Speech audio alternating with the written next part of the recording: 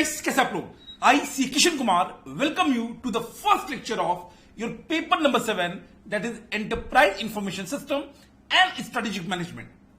कई सारी बातें आपने इस पेपर के बारे में सुनी होगी, कई सारे अफवाहें, कुछ सही भी होंगी, कुछ गलत भी होंगी। आपने ये भी सुना होगा कि ये पेपर अब जो नया कोर्स आने वाला है उसमें नहीं है, बट ये जो भी बातें हैं वो सब हम डिस्कस करेंगे। But before we start, please understand कि अगर आपका एग्जाम 2023 नवंबर तक भी है तो बाबू ये आपके लिए उतना ही इंपॉर्टेंट है जितना बाकी पेपर है। रीजन बीइंग 100 मार्क्स तो इसमें भी आने वाले हैं।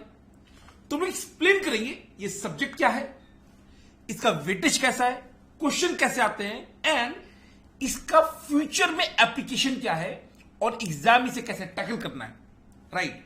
क्योंकि बाबू अगर मैं बता रहा हूं, अगर आप नवंबर 2023 के लिए हो या उससे पहले तक, तो आपके लिए तो ये पेपर पढ़ना ही पढ़ना है।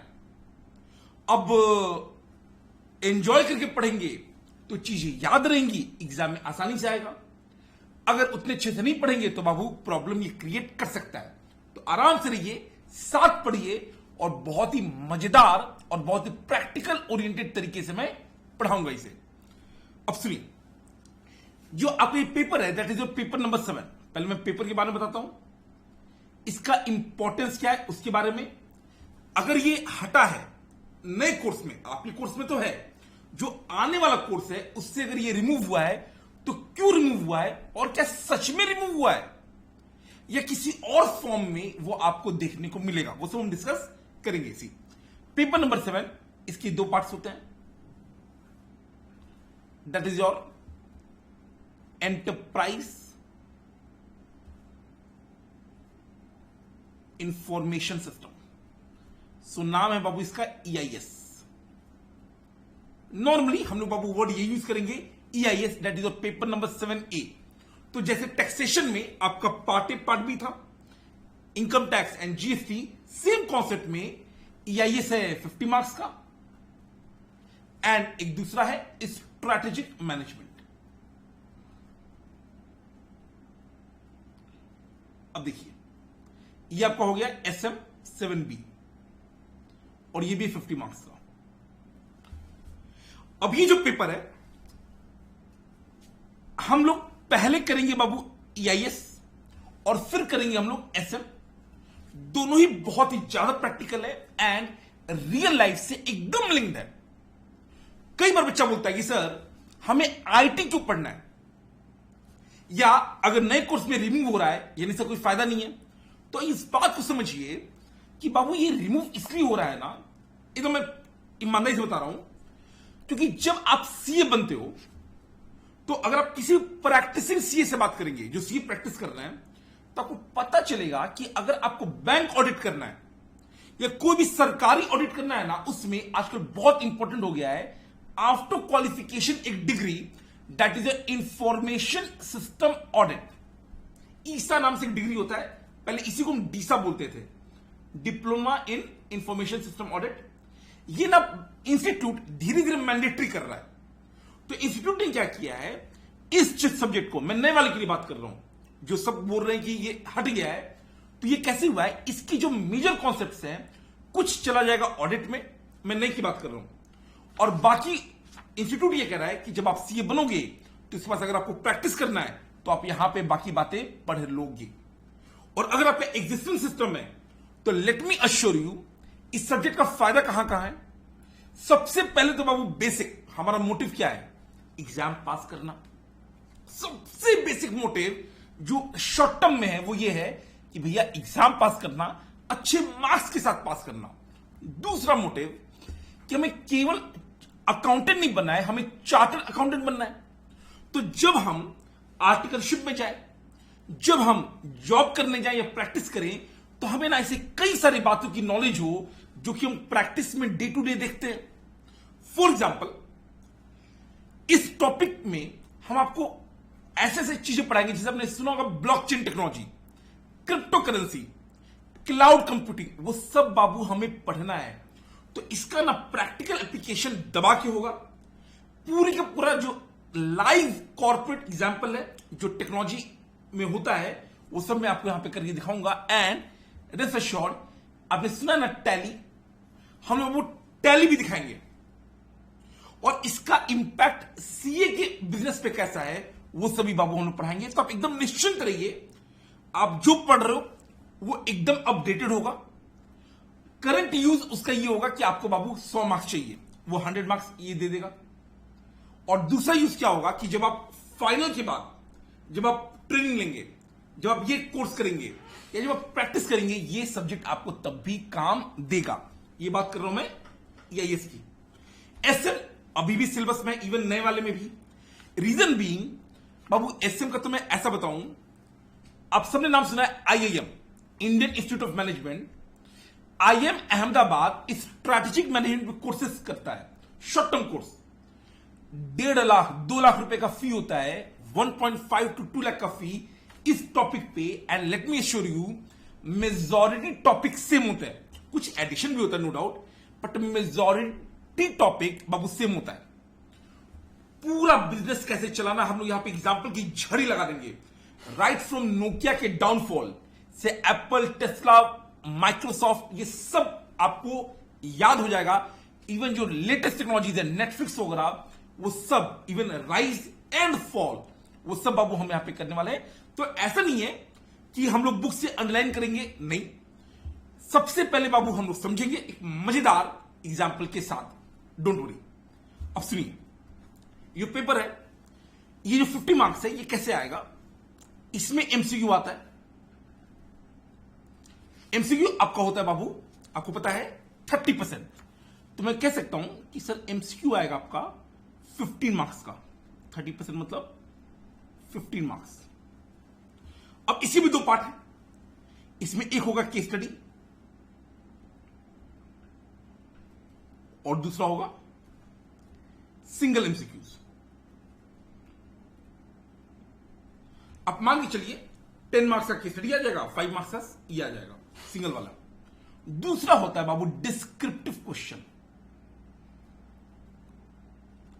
लेट मी अश्योर यू, हम लोग कई सारे क्वेश्चन प्रैक्टिस करेंगे, बिकॉज ये रेगुलर बैच है। हम लोग आपको क्वेश्चन लिखवाएंगे ताकि जो डर है जो शुरू से होता है, लॉ में भी होता है ये डर, ऑडिट में भी होता है और EIS SM में भी होता है, सर कॉन्सेप्ट तो समझ में आ गया, लिखे कैसे? तो कई सारे क्वेश्चन बाबू हम लोग आपको हाथ से लिखवाएंगे ताकि वो जो डर है ना वो अंदर से निकल जाए। अब डिस्क्रिप्टिव क्वेश्चन बाबू आता है 35 मार्क्स का, बट यहां पे ट्विस्ट है।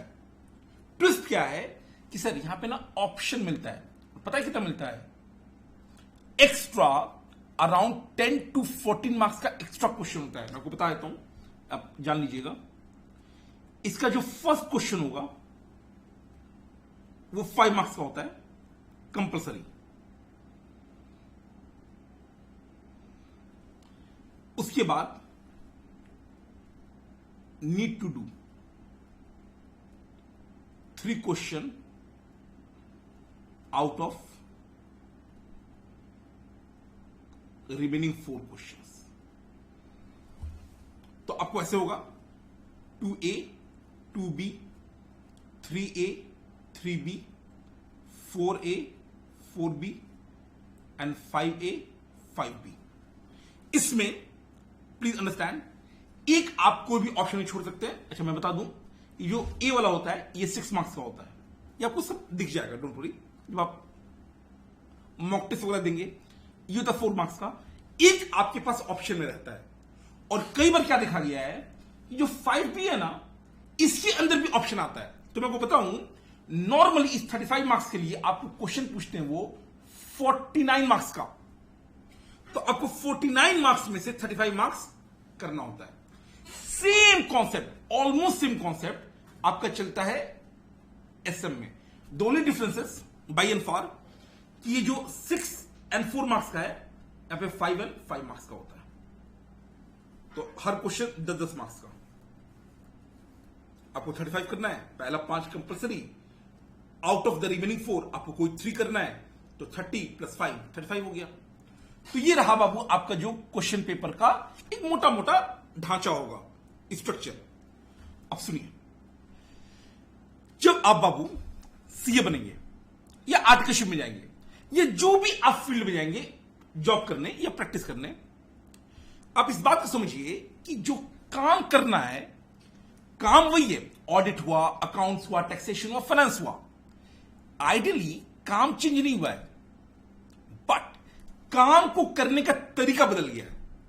फॉर एग्जाम्पल, हम सब कोई, अच्छा ये ना आप नोट कर लीजिएगा प्लीज, मैं आपको बता दूंगा जब मैं पढ़ाऊं तब आप केवल सुनिए, नोट करने का मैं टाइम दूंगा। फॉर एग्जाम्पल, अभी आप इसे पॉज करके नोट कर सकते हैं, ठीक है? पॉज कर लीजिए, नोट कर लीजिए। अब सुनिए, जब वो अकाउंट्स करते हैं तब कैसे करते हो? आपको एक ट्रांजैक्शन दिया जाता है, आप उस पर जर्नल एंट्री डालते हैं,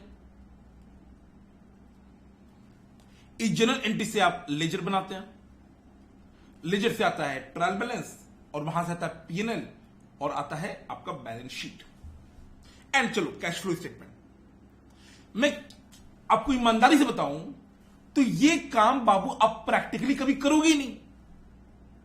क्यों? क्योंकि जो जर्नल एंट्री है, द मोमेंट आपने जर्नल एंट्री डाला, ये सारा काम सॉफ्टवेयर के थ्रू अपने आप हो जाएगा, अपने आप प्रॉफिट एंड लॉस और बैलेंस शीट आपको दिख जाएगा। तो ये जो पूरा तरीका है काम करने का, वो बदल चुका है। अकाउंटिंग बदल गया है, अकाउंट्स को करने का तरीका बदल गया है, और ये सब मैं आपको दिखाऊंगा धीरे धीरे। तो आप समझिए, अपने आप को ना अपस्किल करना, अपग्रेड करना बड़ा जरूरी है। और इसी क्रम में इंस्टीट्यूट ने क्या किया है, आपको तो पढ़ाई दिया, और जो न्यू कोर्स वाले हैं उनको क्या बोला कि भैया मेजर कॉन्सेप्ट हम कुछ ऑडिट में पढ़ा देंगे, कुछ बाकी सब्जेक्ट में, और बाकी जो सीए के साथ जो ट्रेनिंग्स होती है, एक्स्ट्रा ट्रेनिंग, हम वहां पे कॉन्सेप्ट डाल देंगे। तो ऐसा नहीं है कि जो नए बच्चे हैं, मतलब जो अगले साल या उससे अगले साल पढ़ेंगे, वो ईआईएस नहीं पढ़ेंगे, पढ़ेंगे वो भी, बट आपको ऐसे सब्जेक्ट पढ़ाया जा रहा है ऑर्गेनाइज फॉर्म में, उनको अलग अलग जगह पे पढ़ाया जाएगा। तो इसलिए बिल्कुल आप ये मत सोचिए कि आप कोई ऐसा चीज पढ़ रहे हो जो कि आउटडेटेड है। बाबू, ये सबसे ज्यादा अपडेटेड चीज है। मैं आपको एक ऐसा कॉन्सेप्ट पढ़ाऊंगा जो अगस्त 21 में लॉन्च हुआ था। आप इमेजिन कीजिए, 22-23 की हम बातें कर रहे हैं अभी। एक साल पहले गवर्नमेंट ऑफ इंडिया ने एक कॉन्सेप्ट लाया था, ई रूपी। क्रिप्टो करेंसी आपको पता ही है, एकदम लेटेस्ट कॉन्सेप्ट है। ब्लॉकचेन टेक्नोलॉजी आपको पता ही है, मेटावर्स आपको पता है, वो सब बाबू हमें पढ़ना है। अच्छा, अब सुनिए, मैं बोला कुछ और दिखाता हूं। जैसे इंडिया में सबसे बड़ी कंपनीज में से एक है टाटा। अब नॉर्मली ऐसा माना जाता है कि जो सीएफओ का कोर्स है, चीफ फाइनेंशियल ऑफिसर, वो जनरली सीए लोग होते हैं, चार्टर्ड अकाउंटेंट, और भी लोग हो सकते हैं, बट मेनली सीए होते हैं, मुख्य। अगर आप देखिए, टीसीएस बाबू टेक्नोलॉजी कंपनी है, सॉफ्टवेयर बनाती है। इनका अगर आप डिग्री देखोगे कि इनका कोर्स क्या है, I want you to study this. Graduated in 1997 from Narsee Monjee college. जो भी बच्चे महाराष्ट्र के उनको पता है, नामी कॉलेज है ये, एमबीए भी इसका काफी नामी है। And completed the CA from ICI Mumbai. आगे देखिए, अगर मैं इन्फोसिस की बात करूं, सेम चीज, bachelor of commerce Delhi university, हमारे पड़ोस में, एंड अ सीए। तो ये लोग जो इतने बड़े बड़े टेक्नोलॉजी वाले कंपनीज में काम कर रहे हैं, अगर उनका आपको फाइनेंस देखना है बाबू, आपको नॉलेज होना चाहिए। आपको सॉफ्टवेयर बनाना नहीं आना चाहिए। सॉफ्टवेयर बनाना मैं थोड़ी सिखाऊंगा, तो मुझे भी नहीं आता है, बट सॉफ्टवेयर का पर्पस क्या है, उसको हम कैसे इंश्योर करेंगे कि वो आपका बिजनेस ऑब्जेक्टिव अचीव करने में मदद करे, वो सब हमें पढ़ना है, और वो सब मैं आपको पढ़ाऊंगा। अच्छा, और सुन लीजिए, जो अभी का एनवायरमेंट है, आप जिस भी कंपनी का नाम लीजिए, वो सब कंपनी आप अपने आसपास देखिए, all the companies are technology oriented. जैसे अगर मैं एजुकेशन सेक्टर की बात करूं, एडटेक, आपने एक वर्ड सुना होगा, अगर नहीं सुना तब सुन लीजिए, वर्ड है एडटेक। फाइनेंस में फिनटेक, खाने पीने में फूड टेक, जैसे एडटेक में आपका बायजूस, अनअकैडमी, ये सब आ गया। फिनटेक में आपके जितने भी फाइनेंस ओरिएंटेड कंपनीज है, ग्रो, जीरोधा, अगर आपने नाम सुना है वेरी गुड, नहीं सुना है सब बातें मैं आपको बता दूंगा धीरे धीरे। इसी फिनटेक में एक फिनटेक में आपको बता दूं, क्लियर टैक्स। सर ये क्या है? अब समझो इस बात को। कई सारे सीए प्रैक्टिस करते हैं, कोई करोड़ कमाता है, कोई 10 लाख, कोई 50 करोड़। क्लियर टैक्स ने क्या बोला कि हम आपको एक प्लेटफॉर्म देंगे जिसके थ्रू आप अपने टैक्स के कॉम्प्लायंसेस कर सके। और मैं बताऊं, इसका वैल्यूएशन आज की डेट में 5500 करोड़ प्लस हो गया है। और ये करती क्या है? ये आपको टैक्स को रिटर्न फाइल वगैरह करने में, जीएसटी जब आया था ना, इसका बाबू बहुत बड़ा बिजनेस बढ़ा, वैल्यूएशन 5500 करोड़ प्लस हो गई।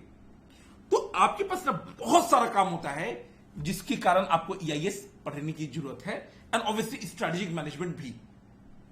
एंड ये आप देख सकते हो, ठीक है, कोई बात नहीं।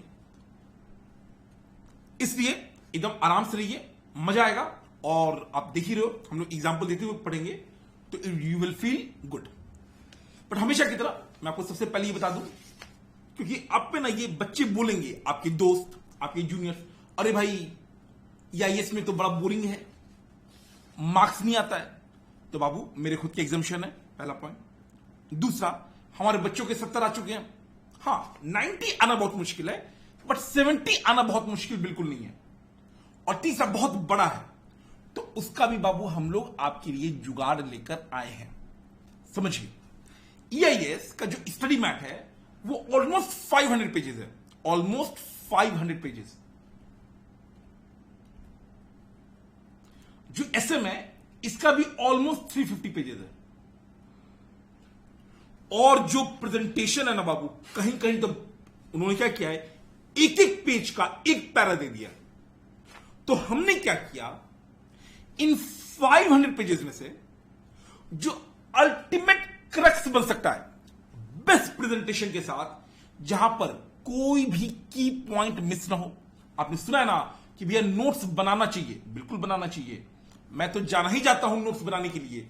इवन अपने जब स्कूल में था, सीए कर रहा था, या जब मैं पढ़ा रहा हूं, टैक्सेशन में भी सेम कॉन्सेप्ट था, यहां भी सेम है कि भैया नोट्स, बट वो ऐसा नोट्स होना जिसके दम पे मार्क्स मिले, केवल हेडिंग नहीं।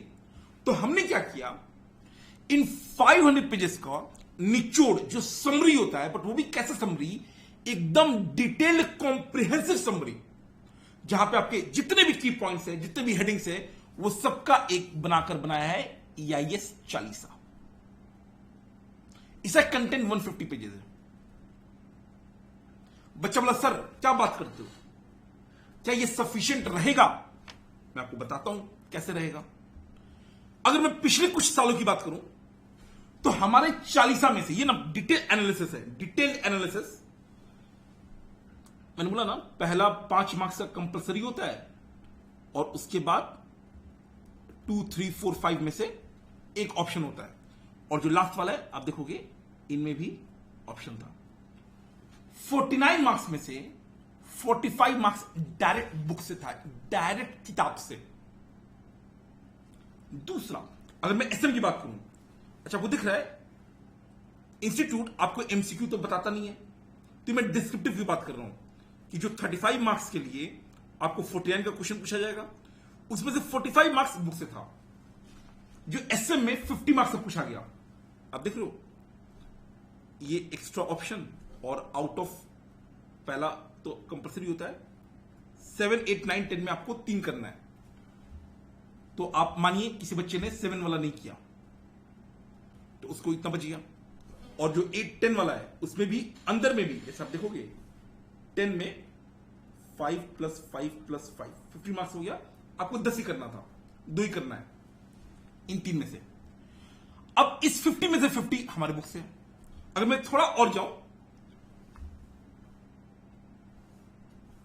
तो और पीछे चलते हैं, इसमें तो बाबू पूरे का पूरा जो 99 मार्क्स का क्वेश्चन आया था, टोटल डिस्क्रिप्टिव 70 मार्क्स के लिए 99 मार्क्स का क्वेश्चन आया था, पूरे का पूरा हमारे उससे था। तो एकदम जितना एक्सपीरियंस हमारे पास है, उस सबके दम पे बाबू हमने ये 40 बनाया, और ये जबरदस्त है। मतलब मार्केट में इसका बहुत बढ़िया पकड़ हो गया है पिछले 2 साल में, और आप देखोगे जो प्रेजेंटेशन है वो अल्टीमेट और पूरा आईसीआई बेस्ड है, पूरा आईसीआई बेस्ड। लैंग्वेज जो है वो आईसीआई का ही है, क्योंकि इंस्टीट्यूट अपने लैंग्वेज को प्रेफरेंस देता है ऑब्वियसली, बट जो अरेंजमेंट है वो मैंने चेंज किया थोड़ा सा। कुछ जगह मैंने उसको ऑब्वियसली सिंप्लीफाई किया है, सारे चीजों को पॉइंट्स, टेबल्स, चार्ट्स में डाल दिया है ताकि आप पढ़ सको। और जो इररिलेवेंट कंटेंट है, क्योंकि 500 पेज में ना, जो ईमानदारी से मैं बताऊं तो कंटेंट तो बाबू यही है। अच्छा, जिनको लग रहा है सर आप 150 कह रहे हो, ये 162 है, बाबू फ्रंट पेज, बैक पेज, वो सब हटा दीजिए, मोटा मोटा 150 पेज ही है। ये जो कंटेंट है 150 पेजेस है। तो ये बाबू जो कंटेंट है ये आपका एग्जैक्टली वो रेलेवेंट कंटेंट है जिसको पढ़कर आप याद कर सकते हो और एग्जाम में आप लिख के आ सकते हो, क्योंकि जो शुरू का ऑब्जेक्टिव है वो तो भैया मार्क्स लाना है। मैं आपको और भी चीजें बताऊंगा, बट अल्टीमेट ऑब्जेक्टिव बाबू आपका मार्क्स है। साथ ही साथ आप देखोगे कहीं कहीं हम लोग जगह भी रखे हैं कुछ लिखने के लिए, क्वेश्चंस भी इंटीग्रेटेड है, but don't worry, questions bank का भी मैं आपको बताऊंगा कैसे करना है। इसके साथ हर कॉन्सेप्ट का अलग से डायग्राम बनेगा, वो डायग्राम मैं आपको क्लास में बनाऊंगा और उसको आप कॉपी करेंगे फॉर बेटर अंडरस्टैंडिंग। दूसरा, जो क्वेश्चन बैंक होगा, क्योंकि at the end of the day exam में जो मार्क्स आता है बाबू वो लिखने से आता है, तो क्वेश्चन बैंक बाबू अल्टीमेट है हमारा। अभी तक के जितने भी RTP, MTP, past year and जो स्टडी मैट का लेटेस्ट स्टडी मैट का जितने भी क्वेश्चंस हैं वो सब इंटीग्रेटेड है। आपको और कोई भी क्वेश्चन बैंक टच करने की जरूरत नहीं है, इससे ज्यादा कुछ है ही नहीं। मतलब स्टडी मैट के सारे क्वेश्चंस, जो भी आरटीपी एमटीपी है वो सारे हैं, और इसी में बाबू हम लोग कई सारे क्वेश्चन आपको प्रैक्टिस भी करवा देंगे। ठीक है, तो अगर मैं आपको बोलूं कि सर मटेरियल क्या क्या मिलेगा,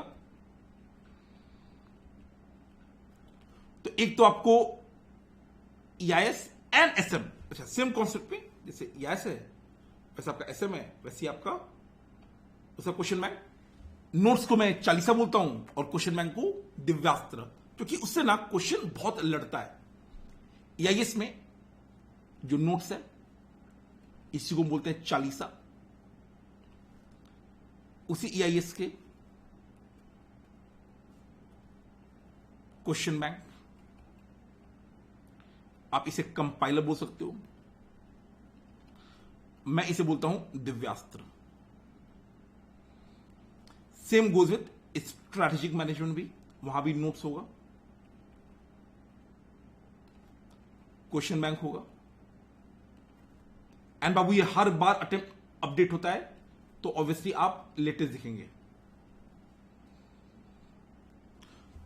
कुछ लेक्चर आपको दिख सकता है पुराना हमारे किसी और प्लेटफॉर्म पे, ऑब्वियसली वो लेक्चर अब आउटडेटेड है, प्लस वो लेक्चर कभी भी हट सकता है, तो उसके अगेन यूट्यूब पे कहीं और क्या हो रहा है उससे आपको मतलब नहीं होना चाहिए। आपको जो भी कंटेंट है वो आपको इस प्लेटफॉर्म पे फुल फ्लेजेड मिलेगा, दैट्स इट।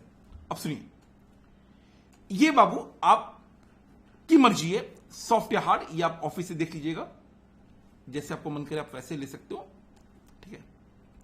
बट अगर मानिए आपने सॉफ्ट कॉपी भी प्रेफर किया है, मेक श्योर आप अपने लोकल प्रिंटर्स का प्रिंट आउट निकाल लीजिए।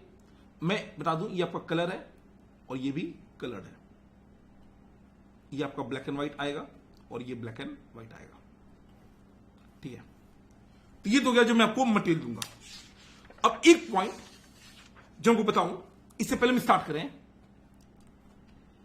कई बार क्या होता है ना कि हम अपने दिमाग में बहुत सारी चीजें लेकर बैठते हैं, हमने पहले से सोचा हुआ होता है, सब्जेक्ट ऐसा है वैसा है, कुछ बातें ऐसी हो सकती है जो आपको पहले से पता होगा, आपने कहीं न्यूज़पेपर में पढ़ा होगा। तो जब आप हमारी लेक्चर लो, कुछ रिक्वेस्ट है जो आपको फॉलो करना है। सबसे पहला है कि बाबू you have to empty your cup, मतलब अगर कोई एक कप है उसमें चाय डालना है, अगर वो पहले से भरा हुआ है तो उसमें ना कुछ नया नहीं जाएगा, वो ओवरफ्लो हो जाएगा। तो जब आप ये लेक्चर लेने आ रहे हो, मेक श्योर कि आप अपना कप खाली रखिए, ताकि जो मैं आपको बताऊं ना वो उसमें जाए। And let me assure you, बहुत ज्यादा बाबू वैल्यू एडिशन मिलेगा आपके जीवन में एंड आपके जो फ्रेंड सर्कल में। कुछ कुछ बातें हम लोग ऐसी बताएंगे जो आपको इंटरव्यूज में काम आएगी, जनरल डिस्कशन आप जब अपने दोस्तों के साथ करते हो उसमें काम आएगी, और एग्जाम में जब इंस्टीट्यूट पेपर घुमाता है ना तब काम आएगी। तो मैं चाहूंगा कुछ बातें आप मेरे साथ लिखिए, एकदम मेरे साथ लिखिए, एंड बहुत इंपॉर्टेंट है, मतलब this is the most important thing जो मैं आपको लिखवा रहा हूं, फिर हम लोग पेपर की तरफ बढ़ेंगे। देखिए, पहला है एम्प्टी योर कप, मतलब आपको रिसेप्टिव मोड में रहना है एंड अंडरस्टैंड कि मैं और आप हम लोग एक ही साइड है। ऐसा नहीं कि हम दोनों एंटी हैं कि मैं कुछ बोलूंगा आपको काटना है, आप कुछ बोलोगे मुझे काटना है, ना। हम दोनों बाबू एक ही साइड है। हम दोनों का मोटिव है एग्जाम पास करना बहुत अच्छे मार्क्स से और एक बेटर चार्टर्ड अकाउंटेंट और एक बेटर ह्यूमन बीइंग बनना। उसमें मैं मदद करूंगा, असिस्ट करूंगा टू द एक्सटेंट पॉसिबल। तो आपको बाबू रिसेप्टिव मोड में रहना है। Let the things come to you. दूसरा, हमारा ऑब्जेक्टिव क्या है? जो शॉर्ट टर्म है वो तो है clear the exam.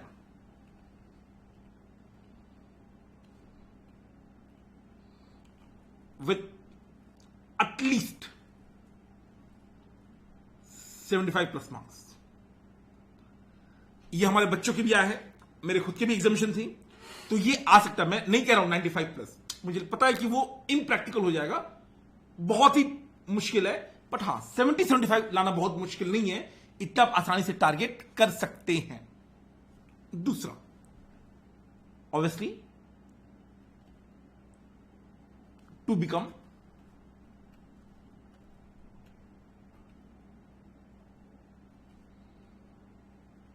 well informed CA who is aware of technology developments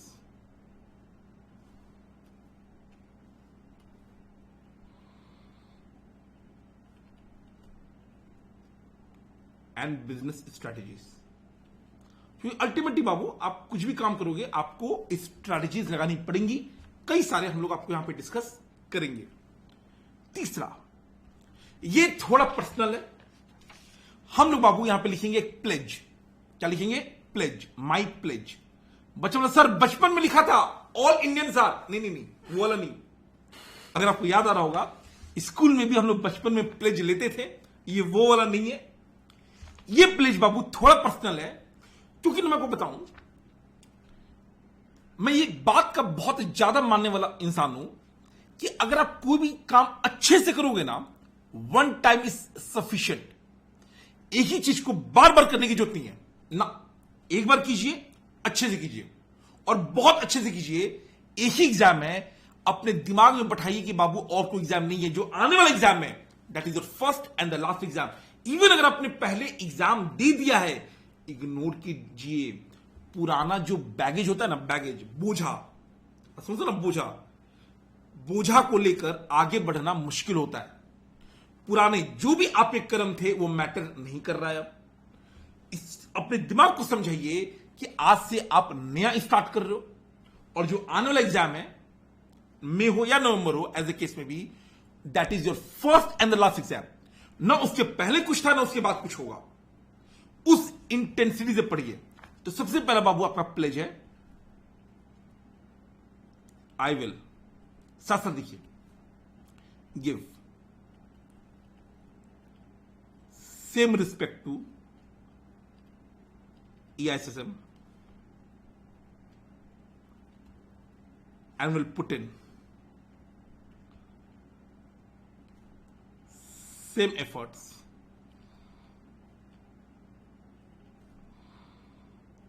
just like any other paper। भाई give respect get respect, simple concept है। अगर आप जितना एफर्ट बाकी सब में लगाते हैं उतना यहां लगाएंगे, यहां पर भी मार्क्स आ जाएगा। दूसरा, हम लोग बाबू जब पढ़ाते हैं, मैं आपको बता दूं, तो वी फॉलो एक टेक्निक है जिसको मैं बोलता हूं आरएलआर। जैसे मूवी आई थी ना आरआरआर, हम लोग फॉलो करते हैं आरएलआर। मतलब अब चूंकि ये तो पहला लेक्चर है, नेक्स्ट लेक्चर सब देखोगे, जब भी मैं स्टार्ट करता हूं I start with the revision of last class, 5 to 10 minutes. Then आपका लेक्चर होगा, आप मान के चलिए 1.25 से 2 घंटे का, और फिर जाते समय फिर से रिवीजन 5 to 10 मिनट्स। अगले दिन फिर ये रिपीट होगा। पर्पस ये है कि एक ही चीज ना बार बार हो। अब ये तो मैं कर रहा हूं, आपका काम तो आप समझिए इस बात को प्लीज, कि अगर मैंने क्लास में लेक्चर लिया, उसको रिवाइज करा दिया, अगले दिन मैं इस लेक्चर को फिर से रिवाइज कराऊंगा, क्योंकि अगले दिन फिर आरएलआर होगा। इस बीच में एक बार बाबू आपको करना है, और ये बहुत ज्यादा जरूरी है। अगर आपने एक बार तमीज से कर लिया ना, आपके दिमाग में ना वो चीजें बस जाएंगी। एक बार क्लास के दौरान, वैसे भी मैं हर बातों को 2 बार 3 बार बोलता हूं, एंड में रिवीजन, फिर अपने घर पे रिवीजन कर लिया, फिर अगले क्लास में मैं करा दूंगा। बहुत आसानी से दिमाग में कॉन्सेप्ट बस से जाएगा। इट्स जस्ट लाइक अगर आप कोई लोकल कपड़ा खरीदते हो, उसकी सिलाई ऐसी होती है, वो फट जाती है, बट जो अच्छे कपड़े होते हैं उसकी सिलाई ऐसे होती है, रिपीटेड, तो ये ना फटती नहीं है, क्योंकि मजबूती है ना। सेम काम कॉन्सेप्ट के साथ करना है। तो दूसरा वाला प्लेज क्या है? आई will give at least 40 to 45 minutes to revise each lecture. अब सुनिए क्या होगा। आपको पता चलेगा कि अरे सर, ये तो हमने 15 मिनट में रिवाइज कर लिया या 20 मिनट में कर लिया, आपने तो 40 मिनट बोला था, हम 20 मिनट टाइम पास करेंगे। नहीं बेटा, ये मुझे पता है कि 20 मिनट में रिवाइज हो जाएगा, तो मैं जब आपसे 40 मिनट्स मांग रहा हूं, ये है रिवीजन के लिए, और 20 मिनट्स में मांग रहा हूं आपका इंपॉर्टेंट है रिटन प्रैक्टिस के लिए। मैं क्लास में रिटन प्रैक्टिस करवाऊंगा, बट अगेन आपको भी तो करना होगा ना, मिलके करेंगे बहुत आगे जाएंगे। तो ये वाला पॉइंट है, इसे नोट कीजिए। सी, I'll be consistent and not miss any lecture. ऐसा होता है, बच्चे ने जो जोश में लेक्चर खरीद लिया, भाई का वैलिडिटी अगर 6 मंथ है, 6 मंथ निकल गया और कोर्स ही कंप्लीट नहीं हो रहा है, एग्जाम आया, अरे सर कोर्स ही कंप्लीट नहीं है। अगर जैसे इस लेक्चर में आप मान के चलिए, मैं आपको बताऊं 60 लेक्चर के अराउंड में होगा, प्लस हो सकता है 2 to 4 हो सकता है, इन इफेक्ट 150 to 160 आवर्स हो सकता है, इतना होगा मोटा मोटा। अब ऐसा कैसे है कि 6 महीने में कोर्स ही कंप्लीट नहीं हो रहा है? तो बाबू आपको ये कोर्स आइडियली मैक्सिमम आपको टारगेट बनाना चाहिए कि 2.5 मंथ में कवर हो जाए, और अगर आपने लेट परचेज किया है तो फिर 2 महीने में। तो आपको ना कंसिस्टेंट रहना है, और कोई भी लेक्चर मिस नहीं करना है, कोई भी कंडीशन हो जाए। अगर माने किसी इमरजेंसी में, तो फिर जितनी जल्दी हो सके उसे आप कवर कर लीजिए। एंड फाइनली हम लोग बाबू मॉक टेस्ट कराते हैं, और वो मॉक टेस्ट जितने हमारे पेड स्टूडेंट होते हैं उनका पेपर मैं चेक करता हूं। जब एंड के महीने में बाकी सब कोई रिवीजन लेक्चर देता है, हम लोग भी रिवीजन देते हैं, बट हम लोग साथ में जो अपने बच्चे हैं उनका पेपर भी चेक होता है। अब ये आपका चॉइस है कि आप वो पेपर दोगे या नहीं दोगे।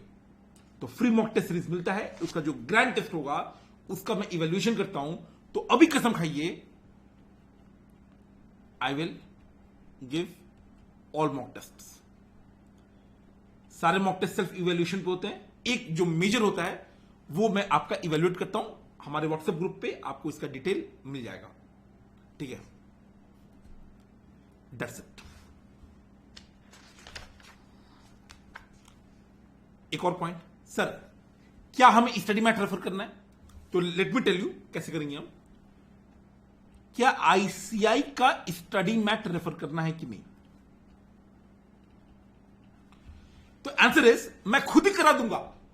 मतलब सर हम लोग कैसे करेंगे समझिए, जब कोर्स कंप्लीट होगा एक चैप्टर एंड होने के बाद मैं खुद आईसीआई का स्टडी मैट ओपन करके आपको एक बार दिखा दूंगा कि देखो बाबू हमने सारे टॉपिक कवर कर लिए हैं, ताकि एक जो छोटा सा जो डाउट रहता है, सेल्फ डाउट, वो आपका नहीं रहे। तो ये हम लोग खुद करेंगे। अगर आपको खुद से करने का मन है आप कर सकते हो, but that will become duplication of effort. क्योंकि जब मैं अपना नोट्स बना रहा था बाबू, हम लोगों ने ना इसमें अपना पूरा जान डाल दिया है बहुत। अगेन ये सारा ये जो लैंग्वेज है ना, ये सब स्टडी मैट का है, but it is better arranged. और जितने भी इररिलेवेंट कॉन्सेप्ट्स हैं वो हट गए, केवल रेलेवेंट पॉइंट्स हैं। ये सब बाबू एकदम अल्टीमेट कॉन्सेप्ट है। What I am trying to say कि आप बिल्कुल कर सकते हो अगर करना चाहो, but that will become duplication of effort. पहला पॉइंट, बहुत टाइम में तो आप कर लीजिए। दूसरा, मैं आपकी तसल्ली के लिए खुद से हर चैप्टर के एंड में एक बार स्टडी मैट रेफर करवा दूंगा, जस्ट टू एंश्योर कि बाबू सब कुछ हमने कवर कर लिया है। तो उसका आप चिंता मत कीजिए। और दो बात और करते हैं, हम लोग पढ़ेंगे कैसे। तो देखिए, सबसे पहले बाबू हम अंडरस्टैंडिंग लेंगे किसी भी कॉन्सेप्ट का, उसके बाद उसका जो हैंड रेड नोट्स होगा वो 40 हम उसे रेफर करेंगे। एंड यहां पर हम लोग डायग्राम्स बनाएंगे। ये डायग्राम्स आपको मेरे साथ बनाने पड़ेंगे। फिर जब समझ लिया, बुक से कर लिया, डायग्राम बना लिया, क्वेश्चंस एंड एमसीक्यूज करेंगे हम। ठीक है, जब ये चैप्टर एंड हो जाएगा आईसीआई स्टडी मैट आ जाएगा, और जब कोर्स एंड हो जाएगा तो आपका मॉक टेस्ट हो जाएगा। इतना बाबू कर लो, कोई नहीं करा रहा, इतना आप कर लीजिए। एग्जाम के लिए बहुत सही से आपका काम हो जाएगा। तो नोट कर लीजिए कि भैया ऐसे हम चलेंगे। अंडरस्टैंडिंग, नोट्स का reference, diagrams, then question and MCQs, फिर स्टडी मैट का रेफरेंस, और फाइनली आपका मॉक टेस्ट। और जब भी आपको लगे कि कोई पूछेगा सर क्यों आप हम लोग ये पढ़ रहे हैं, ऑल्दो मैंने आपको बता दिया है, बट फिर भी रिटर्न में होता है ना तो काम आता है। YEIS एसएम का एसएम में करेंगे। सबसे पहला बाबू रीजन क्या है? Surviving modern work place. अब जब आर्टिकलशिप में जाओगे, जो जो कॉन्सेप्ट लोग करेंगे आपको ना एग्जैक्टली ये दिखेगा। दूसरा, मानिए ये टैली है। ये टैली बाबू हम लोग आपको इसमें ना काफी डिटेल डिस्कशन होगा, वो भी सिलेबस का पार्ट है।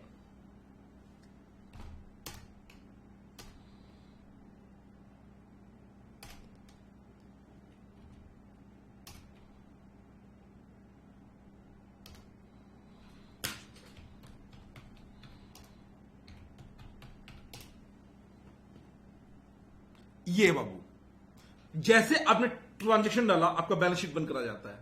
तो ये सब हम लोग क्लास में करते हुए चलेंगे। दूसरा, EIS के कारण कई सारे बाबू आपको नए अपॉर्चुनिटीज मिलेंगी। आपको एग्जांपल देता हूं, ये मैं पहले भी दे चुका हूं। हमारे हॉस्टल में एक मोहित भैया थे। तो मोहित भैया जब सीए बने तो वो गए टीसीएस में। तो हमें लगा कि भैया टीसीएस में जाएंगे, अकाउंट्स, ऑडिट, फाइनेंस करेंगे, टैक्स करेंगे। उन्होंने बताया कि ना ये नहीं करते वो, ये लोग क्या करते हैं आप समझो। अभी आपको पता होगा हमारा जो जीएसटी का वेबसाइट है, अगर आपने मुझसे टैक्स पढ़ा है आपको पता है कि ये वेबसाइट में भी कुछ प्रॉब्लम्स है। वो वेबसाइट इन्फोसिस से बनाया है। अच्छा, अराउंड 1500 करोड़ प्लस में। उसके बाद हमारा इनकम टैक्स का वेबसाइट था, इनकम टैक्स डॉट जो ई फाइलिंग वाला, वो टीसीएस का था, काफी सही था, वो भी इन्फोसिस को मिल गया। And let me tell you 4300 crore में बनाया गया। नॉर्मल वेबसाइट बाबू एकदम छोटी वेबसाइट 2-3 हजार में बन जाता है। नॉर्मल ई कॉमर्स वाला वेबसाइट 30 to 40 to 50,000 बनता है। ये हंड्रेड्स ऑफ करोड़ में बन रहा है। थाउजेंड्स ऑफ करोड़ में इनकम टैक्स का वेबसाइट जो इंफोसिस ने बनाया है, मात्र नहीं, बहुत ज्यादा, एंड सारे सीए लोग परेशान है। मतलब ये वेबसाइट इतना महान है जिसका कोई हद नहीं है। ये 2023 में 2024 के डेटा देता है और 2022 में जो डेटा निकलता है वो 2023 का, मतलब कुछ गड़बड़ है। अब समझिए इस बात को कि चलो ये तो दो गलत एग्जांपल है, बट बाकी ये जो सॉफ्टवेयर है, इंफोसिस हुआ, टीसीएस हुआ, जो भी सॉफ्टवेयर कंपनीज हैं, ये जब भी टैक्स, फाइनेंस, अकाउंट्स का सॉफ्टवेयर बनाते होंगे तो सॉफ्टवेयर बनाएगा तो सॉफ्टवेयर इंजीनियर, बीटेक होगा या जो भी इंजीनियर, बट उसको लॉजिक कौन बताएगा? डेबिट क्या होगा, क्रेडिट क्या होगा, रिटर्न कैसे फाइल होगा? तो जो लॉजिक बताएगा वो सी बताएगा। तो प्रैक्टिकली कैसे होता है? एक टीम बनता है जहां पे इंजीनियर्स भी होते हैं, वहां पर सीए भी होते हैं, और मिलके बाबू सॉफ्टवेयर डेवलप होता है जहां पे लॉजिक सीए का, डेवलपमेंट ऑफ सॉफ्टवेयर इंजीनियर का। तो आप कह सकते हो इसके कारण न्यू जॉब अपॉर्चुनिटीज भी है and develop new age business solution based on IT. इसी का सबसे बड़े एग्जांपल है आपका क्लियर टैक्स। जितने भी सॉफ्टवेयर बन रहे हैं, टैली भी इसी का एग्जांपल है, टैली भी इसी का एग्जांपल है। एंड फाइनली बाबू ऑडिट हम लोग करते हैं, किसी का काम ऑडिट करना है, बिल्कुल। पर एक बात बताइए ईमानदारी से, इमेजिन कीजिए एक एयरटेल, जियो, आज तक ये सबका मैंने ऑडिट किया है, मतलब जियो का नहीं किया है, एयरटेल का मैंने किया है, एयरसेल किया है, चलो बंद हो गया। हमने लिविंग मीडिया या लिविंग मीडिया, एक सेकेंड, एक है टीवीटीएन जो आज तक वाला है, और एक सहारा समय, ये सब मैं एग्जांपल दूंगा धीरे धीरे। सहारा समय सबसे कम बिकता है चैनल में, आज तक सबसे ज्यादा बिकता है। एक बात बताइए, अगर आप इसका ऑडिट करने जाओगे तो क्या आप उसका इनवॉइस पे टिक मार के आओगे? जो नॉर्मल ऑडिट आपने सुना होगा कि हम बिल मांगेंगे और बिल चेक करेंगे, क्या प्रैक्टिकली है कि आप एयरटेल में बिल चेक कर लो? नहीं सर। तो जो आजकल जो सिस्टम होता है, सब कुछ इंफॉर्मेशन सिस्टम से है, तो आपको सिस्टम का ऑडिट करना होता है। तो बाबू सिस्टम ऑडिट बहुत बढ़िया पैसा है, एंड कौन करेगा? जिसको टेक्नोलॉजी का आइडिया होगा। तो अगेन मैं बता रहा हूं, यही सब फ्यूचर है, ये सब फ्यूचर है आपका। तो ईआईएस आपको पढ़ाया जा रहा है as a well organise course. जो नया कोर्स है आने वाला है, जो उसमें यही सब टॉपिक्स, बट उनको अलग अलग जगह बांट दिया जाएगा। एक सब्जेक्ट ना रख के उसको अलग अलग जगह बांट दिया जाएगा। पढ़ना उनको भी है, बच कोई सकता ही नहीं है। आज के टाइम पे टेक्नोलॉजी से कौन बच पाएगा? जो बचेगा वो आराम से जीवन में आगे नहीं बढ़ेगा। तो इसलिए आप एक तरह से, आपके पास अपॉर्चुनिटी है कि आप इसी चीजों को as a well organise subject पढ़ रहे हैं। ठीक है, अब सुनिए, मैं आपको थोड़ा सा बता देता हूं कि ये कैसे होगा। आपके पास इन इफेक्ट तो वैसे 5 चैप्टर है, बट अगर आप मुझसे पूछो ना, ईआईएस की मैं बात कर रहा हूं, ईआईएस की, तो 8 है। मतलब देखिए, ऑटोमेटेड बिजनेस प्रोसेस में से क्या होता है मैं बताऊंगा। एक चैप्टर को मैंने निकाल दिया है। अगर आप एक्सपेरिमेंट देखेंगे तो आपकी जो फ्लो चार्ट लिखा हुआ है, मस्त मजा आएगा, ये इसी का पार्ट है, बट मैंने अलग कर दिया क्योंकि ये एकदम अलग नेचर का है। फाइनेंशियल अकाउंटिंग सिस्टम, जहां पे हम लोग आपको टैली और सैप, बड़ा मजा आएगा। ये जो चैप्टर नंबर 3 है, इसका 2 पार्ट होगा, जब टाइम आएगा मैं आपको बता दूंगा। और जो चैप्टर नंबर 4 है, इसका भी 2 पार्ट होगा, जब टाइम आएगा मैं आपको बता दूंगा। अभी करने की जरूरत नहीं है, बस आप नोट कर लीजिए कि भैया नाम के लिए 5 चैप्टर है, बट मैंने क्या बोला, चैप्टर 1 को 2 पार्ट में तोड़ दिया हमने, और 3 और 4 को भी हम 2 पार्ट में तोड़ेंगे जब टाइम आएगा। और कोर बैंकिंग सॉल्यूशन जो पूरा सीबीएस होता है, तो ये सब आप देखेंगे एकदम रियल लाइफ है, बिजनेस प्रोसेस। हम स्टार्ट ही करेंगे इससे। एक और चीज सुनिए, इसी वर्ड पे ये लीजिए, आपको पता है मैं पीडब्ल्यूसी में काम कर चुका हूं। पीडब्ल्यूसी का एक ये रिपोर्ट है जिसमें बातें हुई हैं कि सर क्या artificial intelligence and automation, just think about it, आपको दिख रहा है what does automation mean for the accounting profession? क्या ऑटोमेशन के कारण अकाउंटिंग वर्ड खत्म हो जाएगा? क्या सारा काम कंप्यूटर कर लेगा? इस पे बातें हो रही हैं और मैं आपको बताऊं, आप ये रिपोर्ट पढ़ सकते हो, मैं आपको व्हाट्सएप ग्रुप पे दे दूंगा या टेलीग्राम पे। जो सेकंड नंबर का सबसे ज्यादा वल्नरेबल वो प्रोफेशन जिसको खतरा है, उसमें बाबू अकाउंटिंग आता है। तो अगर कोई नॉर्मल अकाउंटेंट है ना, उसकी तो बाबू जिंदगी अभी थोड़ी सी मुश्किल हो जाएगी और हो रही है। आपको कैसे करना है, ऐसा नहीं आपको घबराना है, मैं बस ये बता रहा हूं कि वो अकाउंटेंट जो अपने आप को अपस्किल नहीं करेंगे, ऊपर नहीं करेंगे, उनके साथ खतरा है। आपको इसलिए दिक्कत नहीं होगा, रीजन भी आप केवल अकाउंटेंट नहीं हो, आप चार्ट अकाउंटेंट हो। आपका मेन काम ऑडिट में अपना ओपिनियन देना होता है, उसे ऑटोमेट करना थोड़ा मुश्किल है।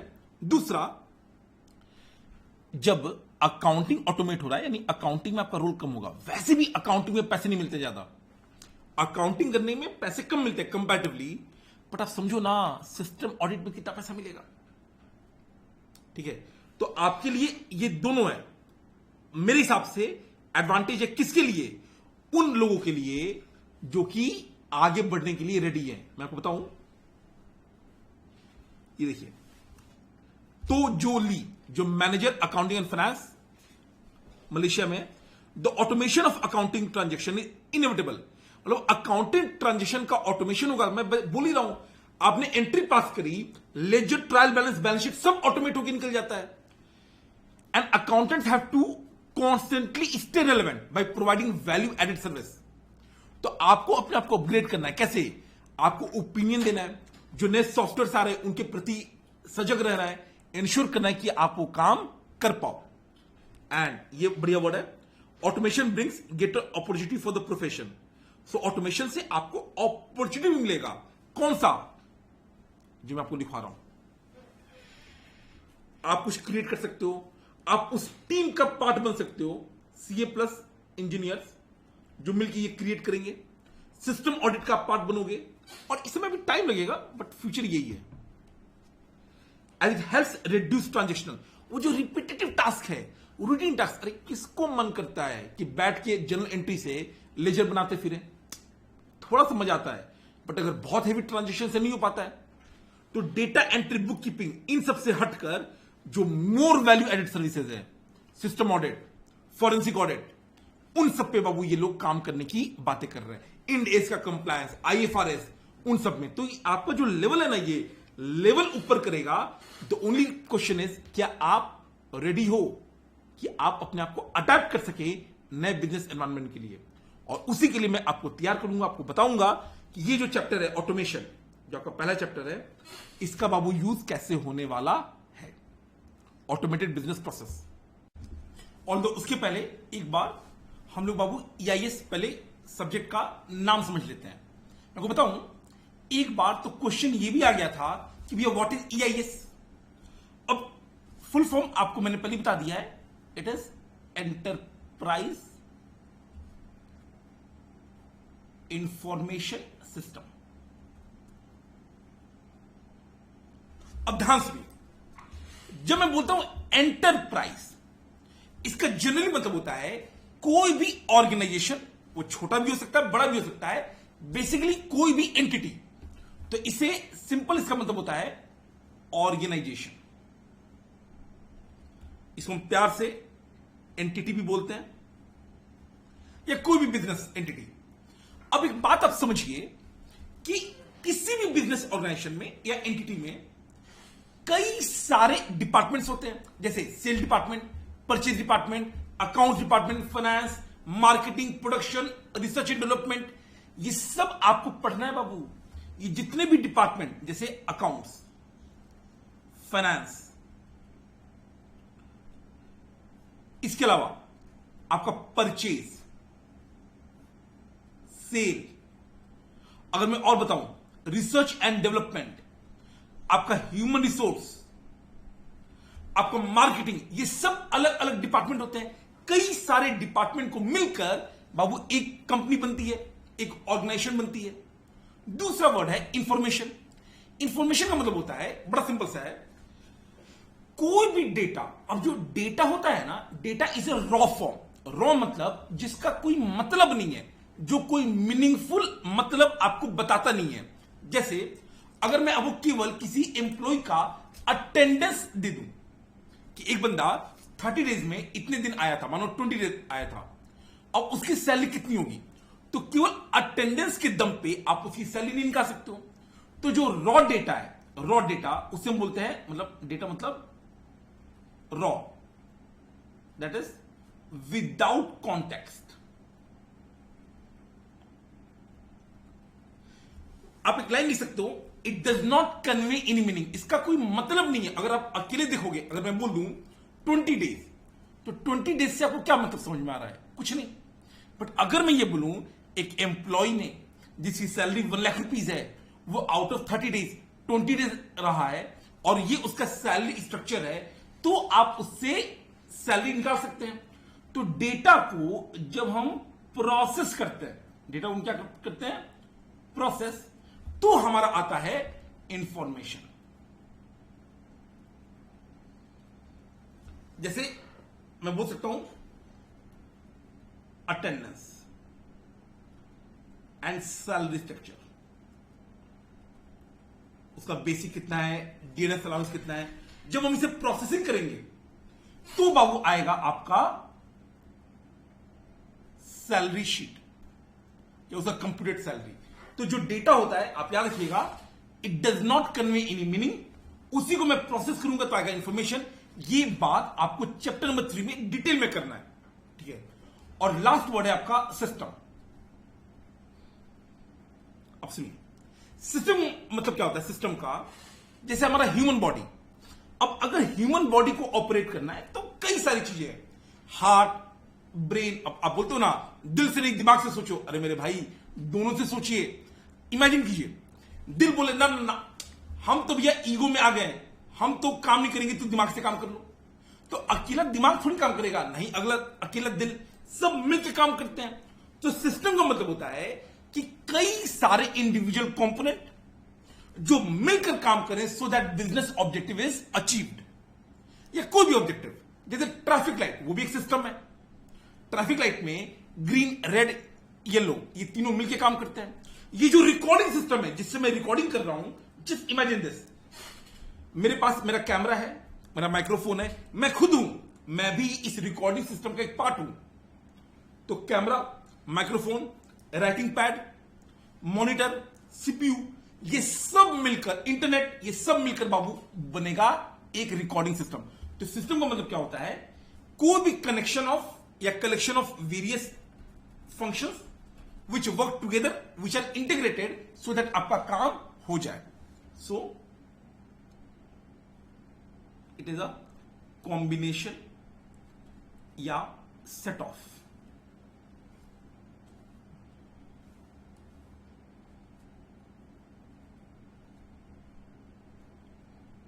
interrelated components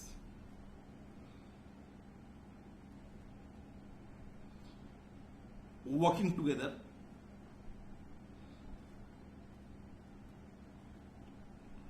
to achieve common objective. That's it. तो ये बाबू आपका तीनों शब्दों का अलग अलग मीनिंग है। मैं फिर बता दूं, फ्यूचर में जब आप आगे बढ़ेंगे चैप्टर नंबर 3 में इस पे डिटेल डिस्कशन होगा। ये तो बस इंट्रोडक्शन है। दूसरा, एग्जाम अगर पूछेगा सर EIS क्या होता है, तो EIS का एक तो आप ये बता देंगे। दूसरा, इसका सिंपल सा मतलब होता है कि हम कई सारे फंक्शंस को इंटीग्रेट करते हैं। ये जितने फंक्शंस है ना, इन सबको इंटीग्रेट करना होता है सो दैट मेरा जो भी ऑब्जेक्टिव है वो अचीव हो जाए इफेक्टिवली एंड एफिशिएंटली। तो प्लीज आप पॉज कीजिए और इसको राइट डाउन कर दीजिए। जब मैं लिखूं उस समय आपको लिखना नहीं है, उस समय आप केवल सुनिए, समझिए। जब मैं बोलूं लिखने के लिए तब आप लिखिए पॉज करके। चलिए आगे बढ़ते हैं। यह एग्जाम के लिए EIS is used to integrate. अभी ना आप EIS को आप फॉर बेसिक अंडरस्टैंडिंग आप टैली ले लो अभी के लिए। For a very basic understanding. अब टैली, टैली में भी क्या होता है, जो मैं आपको भी टैली दिखाया था, एक बार और देखते हैं।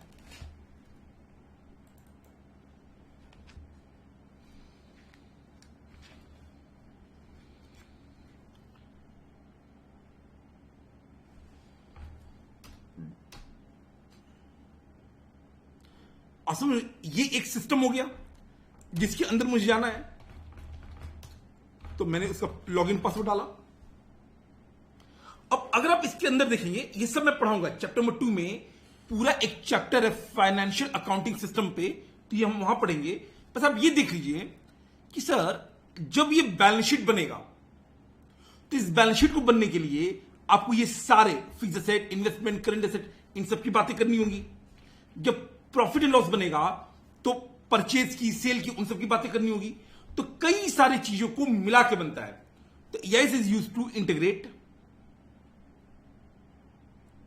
वेरियस प्रोसेस एंड फंक्शंस, दोनों एक ही वर्ड होता है, of N organisation.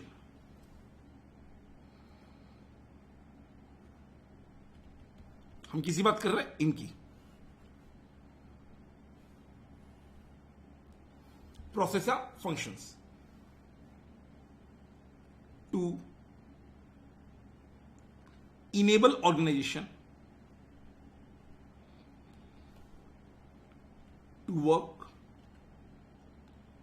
more efficiently and effectively। अच्छा, जो ये दो वर्ड है, ये आपने 11th-12th से आप सीखते आ रहे हो। इसको ना डिटेल डिस्कशन स्ट्रैटेजिक मैनेजमेंट में करेंगे, बट मैं आपको यहां पे क्रक्स बता देता हूं। इफेक्टिवली का मतलब होता है ना कि जो भी काम करना है वो काम कंप्लीट हो जाए, भले उसमें रिसोर्स ज्यादा लग जाए। फॉर एग्जांपल, मानिए मैंने बोला कि हम आपको 100% सिलेबस कराएंगे, जो कि फैक्ट है, और मैंने बोला कि भैया 150 आवर्स में कराएंगे। मानिए आपका 99% सिलेबस हो गया 150 आवर्स में, अब अभी 1% बाकी है, तो मैं क्या बोलूं कि नहीं 150 आवर्स हो गया, अब मैं नहीं पढ़ाऊंगा। नहीं सर, मैं वो एक्स्ट्रा जो 1% बचा हुआ है मैं वो भी पढ़ाऊंगा। हो सकता है उसमें 2-3 घंटे एक्स्ट्रा लग जाए। तो इफेक्टिवली का मतलब होता है कि भैया जो भी काम है, अगर 100% सिलेबस है तो वो कंप्लीट होना चाहिए। इफेक्टिवली का मतलब क्या होता है, अगर मैं शुद्ध देशी भाषा में बोलूं, काम हो जाना चाहिए, और इंग्लिश में बोलूं तो ऑब्जेक्टिव शुड बी अचीव्ड।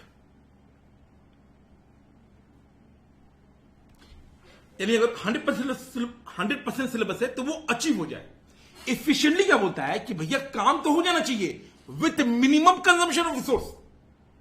तो एफिशिएंटली क्या बोलता है कि भैया काम तो होना ही है, जैसे 100% सिलेबस होना है, ट्राई कीजिए जितनी जल्दी हो जाए। अब यहां पे आपको ये बात देखना पड़ेगा, ऐसा ना हो कि जल्दी के चक्कर में फास्ट ट्रैक बन जाए, वो भी नहीं होना चाहिए।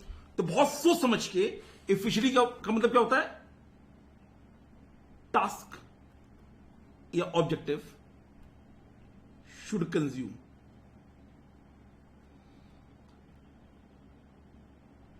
Minimum resources. रिसोर्स मतलब टाइम, एफर्ट, अगर पैसा है तो पैसा। तो भैया ज्यादा इंपॉर्टेंट कौन है, मैं आपको बता दूं, ज्यादा इंपॉर्टेंट इफेक्टिवली है। मैं कभी ये नहीं बोलूंगा कि नहीं मेरा 150 आवर्स हो गया तो अब हमारा जितना सिलेबस हो गया, बाकी आप खुद से करना। नहीं, मैं हमेशा 100% फोकस करूंगा। आई विल ट्राई कि 150 में हो जाए, बट मैं बता रहा हूं कि 2 से 4 घंटे एक्स्ट्रा होंगे। हो सकता कुछ नए एमसीक्यूज आ जाए, वो मुझे अलग से कराने पड़े, तो मैं कोशिश करूंगा एफिशिएंटली को, बट ऑब्वियसली मेरा जो प्राइमरी फोकस होगा वो होगा इफेक्टिवनेस। ये जो कंपैरिजन है ना, आपका जो स्ट्रैटेजिक मैनेजमेंट है उसके चैप्टर नंबर 8 में इसको डिटेल में कराया है। अभी बस आप इतना जान लीजिए, मैं फिर से रिपीट कर दे रहा हूं। या ये मतलब क्या होता है, कई सारे अलग अलग डिपार्टमेंट को हम इंटीग्रेट करेंगे सो दैट मेरा ऑब्जेक्टिव अचीव हो जाए। कैसे, इफेक्टिवली एंड एफिशिएंटली। इफेक्टिवली मतलब जो भी मेरा ऑब्जेक्टिव है, जैसे 100% सिलेबस, वो अचीव हो जाए। एफिशिएंटली जितनी जल्दी हो सके उतनी जल्दी हो जाए, बट ऑब्वियसली कॉम्प्रोमाइज नहीं होनी चाहिए क्वालिटी में। ये आप नोट कर लीजिए। And now we can start our chapter. ठीक है, पॉज करके नोट कर लीजिएगा, स्टार्ट करते हैं। सी, आप इमेजिन कीजिए एक कंपनी है जोमैटो, आप सब जानते हो।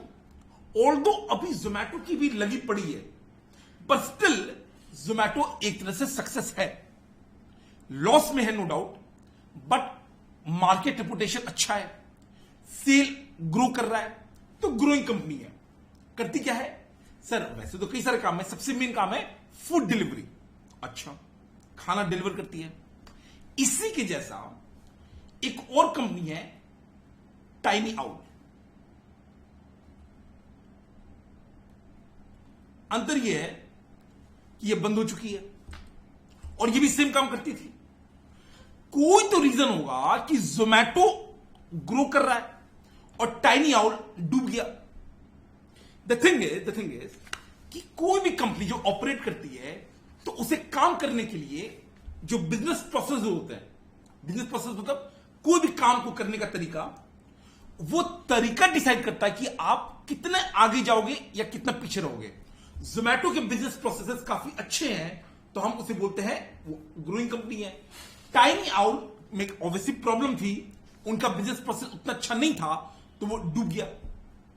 तो पॉइंट ये है कि सर किसी भी कंपनी का सक्सेस डिपेंड करता है उसके बिजनेस प्रोसेस पे कि कितने अच्छे से आपने अपने बिजनेस प्रोसेस को डिफाइन किया है। और बिजनेस प्रोसेस क्या होता है सर? इमेजिन कीजिए मैंने आपको दो एग्जांपल देता हूं, बच्चों वाला। अकाउंटिंग की बात करते हैं, आप सब चार्ट अकाउंटेंट हो, अरे अभी नहीं हो, बन जाओगे। अब अकाउंटिंग कैसे करते हैं? जैसा मैंने कुछ देर पहले बताया, सर हम कोई भी ट्रांजैक्शन लेते हैं, उस ट्रांजैक्शन के लिए हम जर्नल एंट्री पास करते हैं। अब सोचिए, देखिए ये आपको एक प्रोसेस नहीं लग रहा है?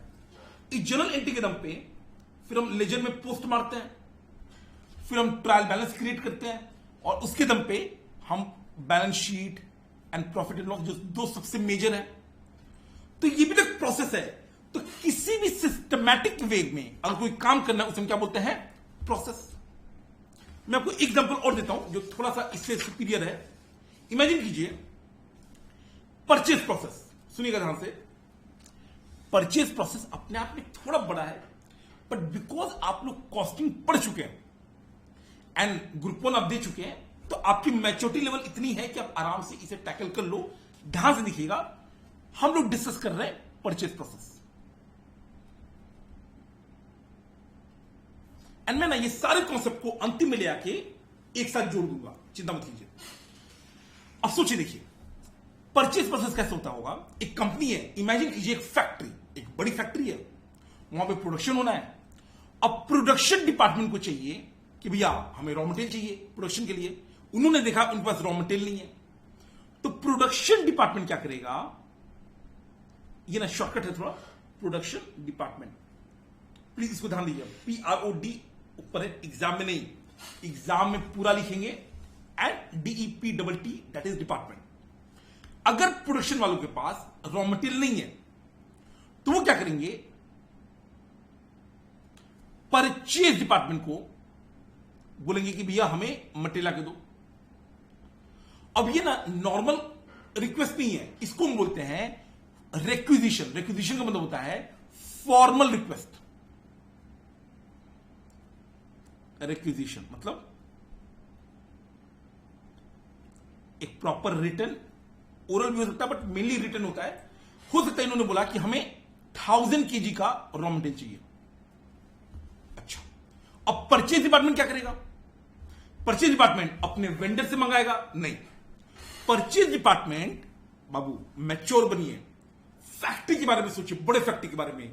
ये ना पहले देखिएगा क्या ऐसा है कि हमने पहले से कोई हो सकता है ऑर्डर प्लेस किया हो। प्रोडक्शन वाले को 1000 kg चाहिए, 1000। परचेज वाला पहले से ही 1500 kg का ऑर्डर दिया हुआ है, गुड्स इन ट्रांजिट है। इन दैट सिनेरियो वो ऑब्वियसली आगे ऑर्डर प्लेस नहीं करेगा।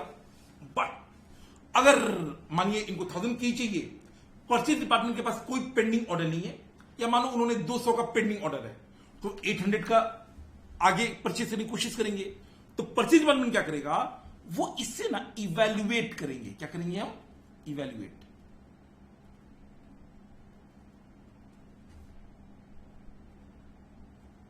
Evaluate purchase requisition. बाबू ये शॉर्टकट है थोड़ा सा, क्योंकि डायग्राम मेंटेन रहे। With respect to pending order and if required, वो ये चेक करेंगे कि भैया पेंडिंग ऑर्डर कितने का है। 1000 केजी चाहिए, पेंडिंग ऑर्डर मात्र 200 केजी का है जो इन ट्रांजिट है, तो फिर 800 इन्हें डालना पड़ेगा।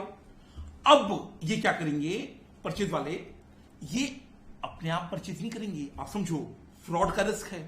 पता चले परचेज डिपार्टमेंट अपने भतीजे से, अपने जान पहचान वाले से परचेज कर ले, तो आइडियली कैसे होता है, अगर परचेज को परचेज करना है परचेज डिपार्टमेंट को, वो ना पहले कोटेशन इनवाइट करेगा। क्या करेगा? Invite quotation from approved vendors या सप्लायर्स। वेंडर्स बहुत कॉमन वर्ड है, इसको हम सप्लायर ही बोलते हैं। तो परचेज डिपार्टमेंट में परचेज वाला हूं, मैं कहूंगा वेंडर भाई मुझे 1000 केजी चाहिए, आप मुझे बताओ कि क्या रेट लोगे, कितने दिन में डिलीवर करोगे, क्या क्वालिटी होगी। तो ये कई सारे बातें मैं क्या करूंगा, उनसे मंगाऊंगा। नॉर्मली मिनिमम 3 कोटेशन मंगाया जाता है, ज्यादा भी हो सकता है, कम भी हो सकता है। नॉर्मली 3 अलग अलग कोटेशन मंगाया जाता है। तो कोटेशंस होता है, कोटेशन नहीं, कोटेशंस। अब कोटेशन आ जाएगा, आप क्या करोगे, कंपेयर करो quotation, compare quotations received from different vendors।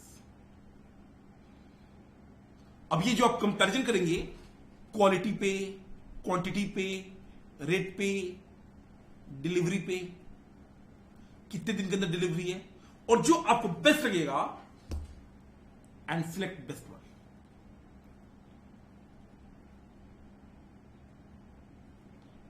जो बेस्ट कोटेशन हो गया, उसके दम पे आप अपना, बहुत इंपॉर्टेंट वर्ड है, परचेज ऑर्डर डालेंगे। तो जो आपको बेस्ट कोटेशन लगेगा, यहां पर आप डालेंगे इश्यू परचेज ऑर्डर। फिर आपके पास सामान आ जाएगा,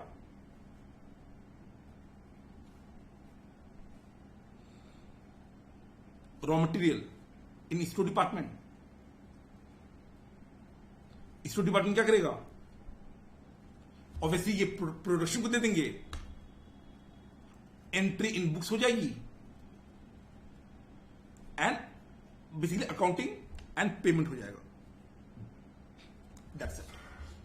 अब ये आपका एक फुल फ्लेजेड परचेज का बाबू प्रोसेस है।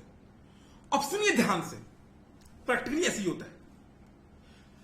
अब ये जो प्रोसेस है ना, इसमें कोई गड़बड़ी नहीं है, बट आप समझो इस बात को थोड़ा सा ना। आपको कोई पैसे क्यों देगा? अकाउंटिंग एंट्री केवल पास करने के लिए बाबू उतना पैसा नहीं मिलता है। आपको पैसे मिलेंगे अगर आप बिजनेस को चला पाओ। आप मुझे बताइए, प्रोडक्शन डिपार्टमेंट को 1000 केजी चाहिए, अर्जेंट चाहिए, अर्जेंट नहीं मिला तो फैक्ट्री बंद हो जाएगा। अब उसने परचेज डिपार्टमेंट को रिक्विजिशन भेज दिया, रिक्विजिशन फॉर्मल रिक्वेस्ट, और परचेज डिपार्टमेंट वाला छुट्टी पे है। वो उस दिन उसका तबीयत खराब था, वो ऑफिस नहीं आया है। फिर सैटरडे संडे आ गया, पता चला माल ही नहीं आया, फैक्ट्री में रॉ मटेरियल नहीं है, फैक्ट्री बंद हो गया। द थिंग इज कि जब भी आप कोई भी बिजनेस प्रोसेस की बात करते हो, वो मैनुअल पहले होता था। बट मैनुअल में प्रॉब्लम क्या है? मैनुअल में सबसे बड़ा प्रॉब्लम है कि सर यहां पे ना एरर के चांसेस बहुत ज्यादा होते हैं। गलती, आपने मंगाया 1000 केजी, परचेज डिपार्टमेंट ने उसको रीड कर लिया 10,000 केजी या 100 केजी, गलती हो गया। दूसरा, सर डिले हो सकता है। तो कई सारे प्रॉब्लम हो सकते हैं मैनुअल में। कितना बढ़िया हो अगर हम किसी तरीके से इसी मैनुअल को हम ऑटोमेट कर दे। माय गॉड सर, ऑटोमेट क्या होता है? ऑटोमेट का मतलब होता है बाबू रिमूविंग ह्यूमन इंटरवेंशन। मतलब काम अपने आप हो जाए, उसकी जरूरत नहीं पड़े। फॉर एग्जाम्पल, आपने जब वेबसाइट या हमारी ऐप पे लेक्चर परचेज किया, क्या कोई मैनुअल इनवॉइस गया? नहीं सर, द मोमेंट आपने परचेज किया, आपको इनवॉइस ऑटोमेटिक चला गया। ऑटोमेटिक मतलब हमने क्या किया है, इनवॉइस जनरेशन का जो काम है, पहले आज से 3 साल पहले कोई भी बच्चा आता था, हम लोग ना प्रॉपर उनका बिल काटते थे हाथ से लिखकर। कभी कभी प्रॉब्लम भी हो जाता था। मैं बताऊंगा क्लास में प्रॉब्लम क्या था। जैसे मानो एक बच्चा आया, उसने 10 रुपए दिए, बिल कट गया। एक बार हुआ है, उसका बिल उसको दे दिया गया और वो जो पूरा ट्रांजेक्शन था ना, वो पता ही नहीं चला, वो पैसे भी गायब हो गए और बच्चे को बिल दे दिया गया। और उसका जो रिसीविंग कॉपी होता है, सेकंड कॉपी, डुप्लीकेट कॉपी, वो भी किसी ने फाड़ दिया, पता नहीं चला किसने। तो मैनुअल प्रोसेस में बाबू फ्रॉड वगैरह भी हो सकता है। अब हमने क्या किया, द मोमेंट आप परचेज करेंगे ऑटोमेटिक इनवॉइस जाएगा, that is removing human intervention. दूसरा, जब भी एप्लीकेशन पे लेक्चर अपलोड होता है, ऑटोमेटिक आपको नोटिफिकेशन पहुंच जाता है। तो किसी भी काम को जहां पे आप ह्यूमन इंटरवेंशन को हटा देते हैं, दैट इज ऑटोमेट। अगर मैं इस एग्जांपल में बात करूं, कितना बढ़िया हो अगर मैं कुछ ऐसा कर दूं, सुनिए।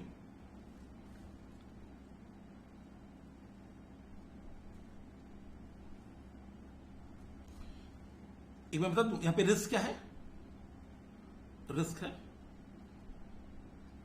Of error and time gap. मैं एक काम कर सकता हूं, मैं ना सॉफ्टवेयर लगा सकता हूं और उसमें क्या बोल दूंगा कि भैया देखो, जब भी मेरी, बाबू आप कॉस्टिंग पढ़ चुके हो, मटेरियल कॉस्टिंग, जब भी मेरी स्टॉक में जो बैलेंस है स्टोर में, उसका बैलेंस जब आरओएल रीऑर्डर लेवल से नीचे होगा, आप इकोनॉमिक ऑर्डर क्वांटिटी का ऑर्डर ऑटोमेटिक प्लेस कर दो। ऐसा हो सकता है। Whenever level of stock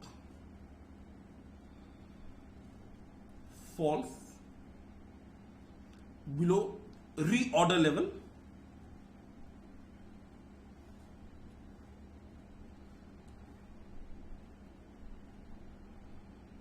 invoice quotation for economic order quantity। अभी आप ऑटोमेट कर दीजिए, इससे बड़ा फायदा हो जाएगा। तो इस पूरे काम को हमें बाबू पढ़ना है। ये मैंने बस आपको एक एग्जांपल दिया, सेम काम मैं बताता रहा हूं, इसमें भी बाबू सब चीज ऑटोमेट हो गया है, सब कुछ ऑटोमेट हो गया है। तो ये आपको मैंने करा दिया, प्लीज इसको पॉज करके आप लिख लीजिए।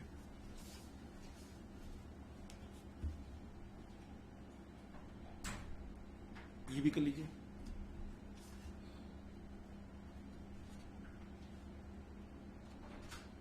ठीक है, एरर डिले ये रिजॉल्व हो गया। आगे बढ़ते हैं। देखिए,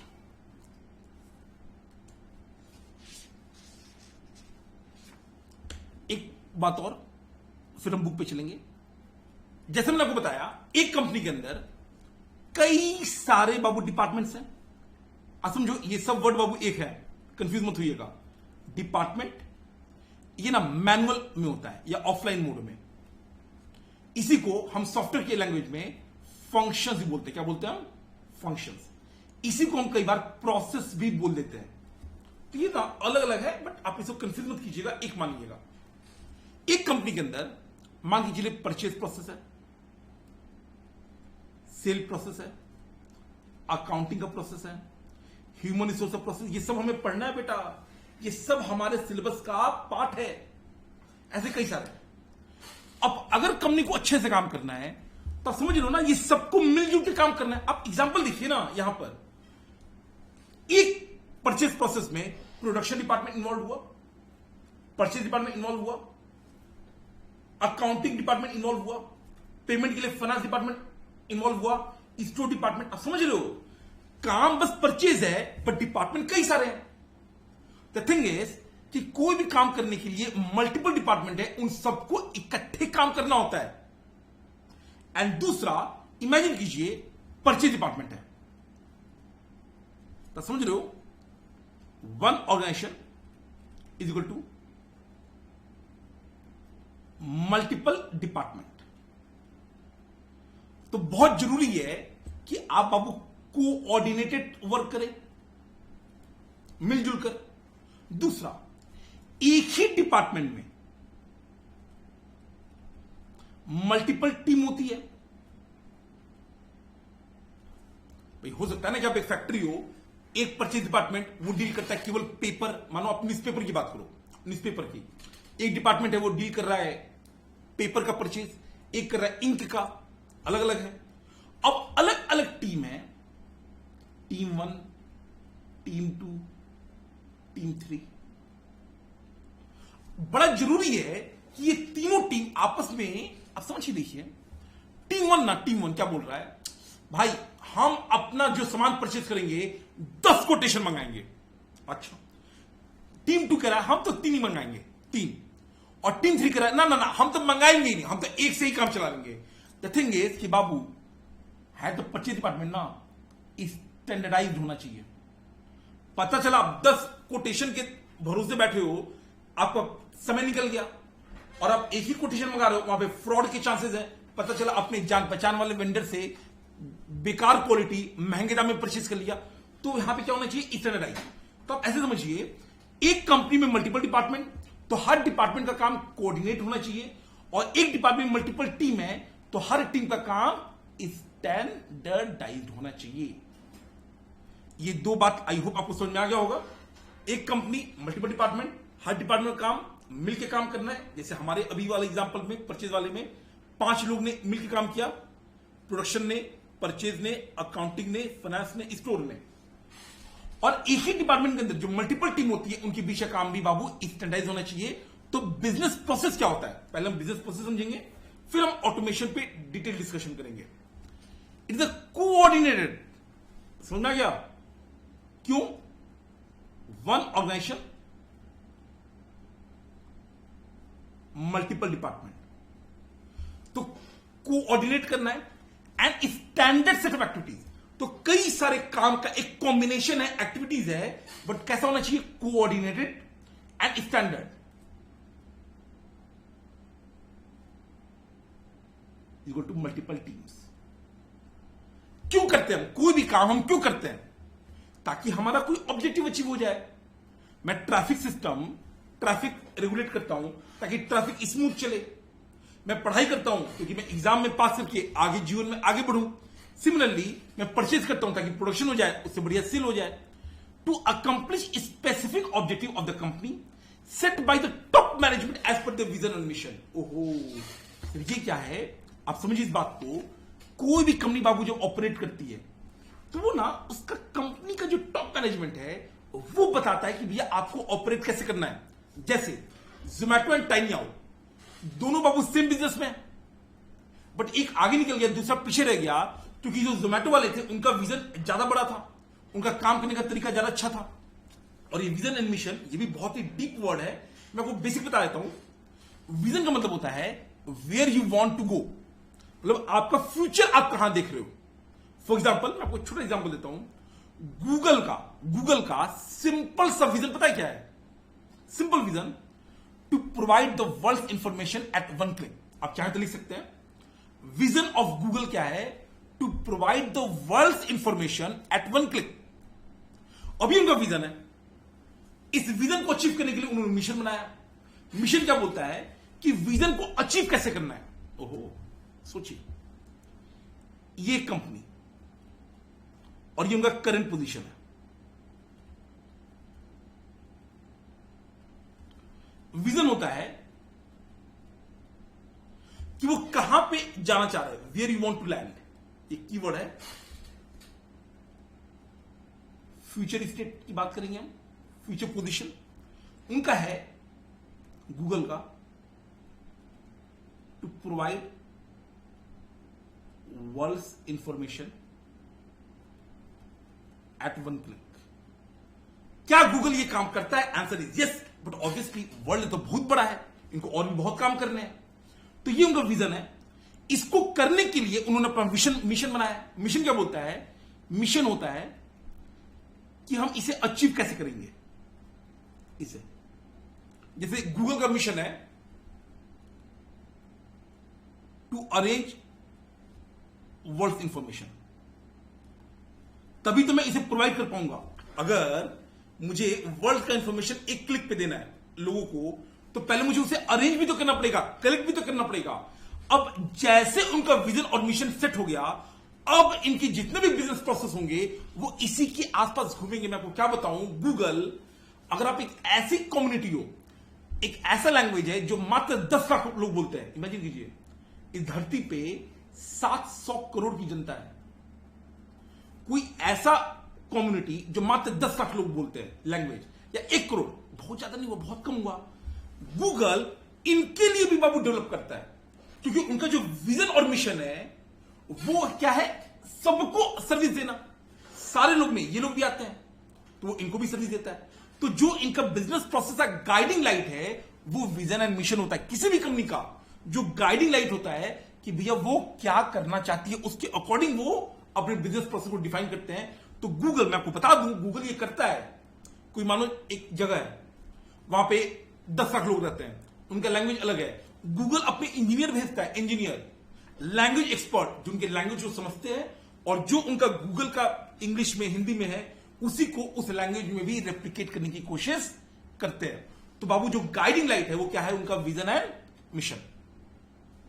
प्लीज इसको नोट कर लीजिएगा, ये काम आएगा। Please note.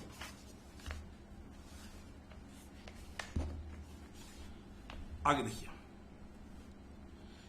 The key guiding factor for any business process shall be top management vision and mission, जो मैं आपको समझा चुका हूं। And exactly Zomato versus tiny house, the success और the failure of a company is dependent on how meticulously, मतलब how seriously, how properly the business process have been design and implemented. मतलब आपने कितने अच्छे तरीके से अपने बिजनेस प्रोसेस को डिजाइन किया है और उसे आप इंप्लीमेंट कर पा रहे हो। अभी इसको रहने दीजिए, पहले आगे बढ़ते हैं। अब मुद्दा यह है कि सर बिजनेस प्रोसेस कितने टाइप्स के होते हैं, इसके कैटेगरीज। ये ना एग्जाम में कई बार पूछा हुआ है कि बिजनेस प्रोसेस समझ में आ गया, क्या क्या कीवर्ड है। Keyword sir set of activity है, बट कैसा, बाबू अपने दिमाग में ना घुमाइए लैंग्वेज को। सेट ऑफ एक्टिविटीज है, ओके, कैसा सेट ऑफ एक्टिविटीज, जहां पे बाबू विजन या जहां पे कोऑर्डिनेटेड है and standardised set of activities है। गाइडिंग लाइट क्या है, गाइडिंग लाइट किसके दम पे आप बिजनेस प्रोसेस बनाते हो, अपने कंपनी के विजन एंड मिशन पे। सर विजन क्या होता है, आपका जो करंट है उसके फ्यूचर में आप बातें करते हो कि फ्यूचर में आप क्या करना चाहते हो। एंड मिशन क्या होता है, उस विजन को अचीव करने का रास्ता। जैसे गूगल का मैंने आपको बता दिया। तो business process is a coordinated and standardised, ये 2 कीवर्ड है, set of activities to accomplish any objective which is set as per the vision and the mission of the management. जो गाइडिंग लाइट है वो विजन एंड मिशन है of the top management. And अगला question है sir इसके types क्या है। तो देखिए, अगर वो पूछे टाइप्स ऑफ बिजनेस प्रोसेस, तो एक कंपनी ना बहुत सारे काम करती है। मैं आपको प्रैक्टिकली बताता हूं, सोचिए, देखिए, जब आप सीए बनेंगे, ठीक है, अब सीए बनोगे तो आपका बाबू 2 काम होगा। मैं आपको एग्जांपल देता हूं, आप सीए बन गए, आप चले गए पीडब्ल्यूसी में। पीडब्ल्यूसी के अंदर आप क्या करेंगे, आप अपने क्लाइंट को सर्विस देंगे। वो क्लाइंट कोई भी हो सकता है, जैसे हमारा एयरटेल था, एयरसेल था, आज तक था, वैसे वैसे। जब आप क्लाइंट को सर्विस देंगे ना, उसको हम बोलते हैं ऑपरेटिंग प्रोसेस या प्राइमरी प्रोसेस। मतलब ये वो प्रोसेस है जो आप डायरेक्टली सर्विस दे रहे हो क्लाइंट को। इसे हम प्यार से बोलते हैं कि भैया ये ना एसेंशियल वर्क है। आप डायरेक्टली वैल्यू दे रहे हो किसको, अपने क्लाइंट को। आपका परचेज, सेल, मैन्युफैक्चरिंग, मतलब वो बिजनेस प्रोसेसेस जो डायरेक्टली वैल्यू ऐड करती हैं कस्टमर्स को, ये इसेंशियल है और वैल्यू चेन का की पार्ट है। बात बताइए, आपको बाबू ठीक है सर्विस देना है, मैं मान गया, मानिए आप यहां पे टैक्सेशन की सर्विस दे रहे हो, बट आप उस फ्री में करोगे आप काम, नहीं सर हमें सैलरी चाहिए। तब समझ रहे हो कि पीडब्ल्यूसी में कोई एक टीम होगा पीडब्ल्यूसी के अंदर जो आपकी सैलरी आपको कैलकुलेट करके देगी। हो सकता है कल को कोई कोर्ट केस फंस गया, भाई पीडब्ल्यूसी ने आपने सुना होगा सत्यम का केस में फंसा हुआ है, और भी 1-2 केसेस ऐसे हैं जहां पे बिग 4 या किसी भी अकाउंटिंग फर्म के अगेंस्ट कोई कोर्ट केस हो जाए, डिपार्टमेंट ने किसी सी को अरेस्ट कर लिया, तो पीडब्ल्यूसी के पास अपनी लीगल टीम है जो उनको हेल्प करेगी। अब ये जो ह्यूमन रिसोर्स हो गया, जो आपको सैलरी कैलकुलेट करके दे रही है, जो आपका लीगल टीम हो गया, अब ये लोग क्लाइंट को सर्विस नहीं दे रहे हैं, ये आपको सर्विस दे रहे हैं। मतलब ओहो, सोचिए देखिए, ये पीडब्ल्यूसी, ये है क्लाइंट। पीडब्ल्यूसी के अंदर मानो सीए किशन है, मैं इनको टैक्सेशन की सर्विस दे रहा हूं, तो मैं बाबू हो गया ऑपरेटिंग टीम का पार्ट, क्योंकि मैं डायरेक्टली सर्विस दे रहा हूं, डायरेक्ट सर्विस दे रहा हूं, डायरेक्ट सर्विस वैल्यू या सर्विस टू क्लाइंट। पर इसी पीडब्ल्यूसी के अंदर और भी कई सारे सीए हैं जो किशन कुमार को दे रहे हैं। क्या दे रहे हैं? मेरे सैलरी मुझे कैलकुलेट करके दे रहे हैं, मेरे लिए अकाउंटिंग कर रहे हैं, हो सकता है और भी, चलो सीए नहीं बोलते हैं, थोड़ा वाइट कर देते हैं, ह्यूमन रिसोर्स बोल देते हैं। इसी के अंदर एक लीगल टीम भी हो सकती है जो मुझे बचाएगी अगर कोई प्रॉब्लम हो जाएगा तो। इसे हम बोलते हैं सेकेंडरी या सपोर्ट प्रोसेस। और क्या बोलते हैं? सपोर्ट। तो ये ऑपरेटिंग प्रोसेस था, यानी प्राइमरी प्रोसेस, और ये सपोर्ट हो गया। ये एचआर या लीगल पीडब्ल्यूसी का ये डायरेक्टली क्लाइंट को सर्विस नहीं दे रही है ना ना ना ना ना, बट ये हेल्प कर रही है कि जो ऑपरेटिंग वाला पार्ट है वो बेटर सर्विस दे सके। जब मैं एयरटेल के लिए काम करता हूं तो मुझे एकदम आश्वस्त हूं मैं कि भैया मेरी सैलरी पीछे कैलकुलेट हो रही है, मुझे उसका चिंता नहीं करना है। मेरा और भी जो भी काम है छोटा मोटा वो ये लोग कर रहे हैं, तो मुझे उसका चिंता नहीं करना है। तो जो सपोर्टिंग वाले होते हैं वो डायरेक्टली क्लाइंट को सर्विस नहीं देते हैं, वो किसको सर्विस देते हैं? ऑपरेटिंग वाले को, ताकि उसकी एफिशिएंसी इंप्रूव हो जाए। And last, management process. ये थोड़ा सा अलग है, मैं समझाऊंगा, पहले देखिए। कैटेगरीज या टाइप्स ऑफ बिजनेस प्रोसेस, इसी का एक बार क्वेश्चन बन जाता है इस लैंग्वेज में। The vision and the mission of the top management is achieve by implementing. आप समझ रहे हो? विजन एंड मिशन आप कैसे अचीव करते हो? By implementing business process. और बिजनेस प्रोसेस कितने टाइप के, कितने कैटेगरीज है? 3 कैटेगरीज है। पहला है ऑपरेटिंग या primary process. It deals with the core business and value chain.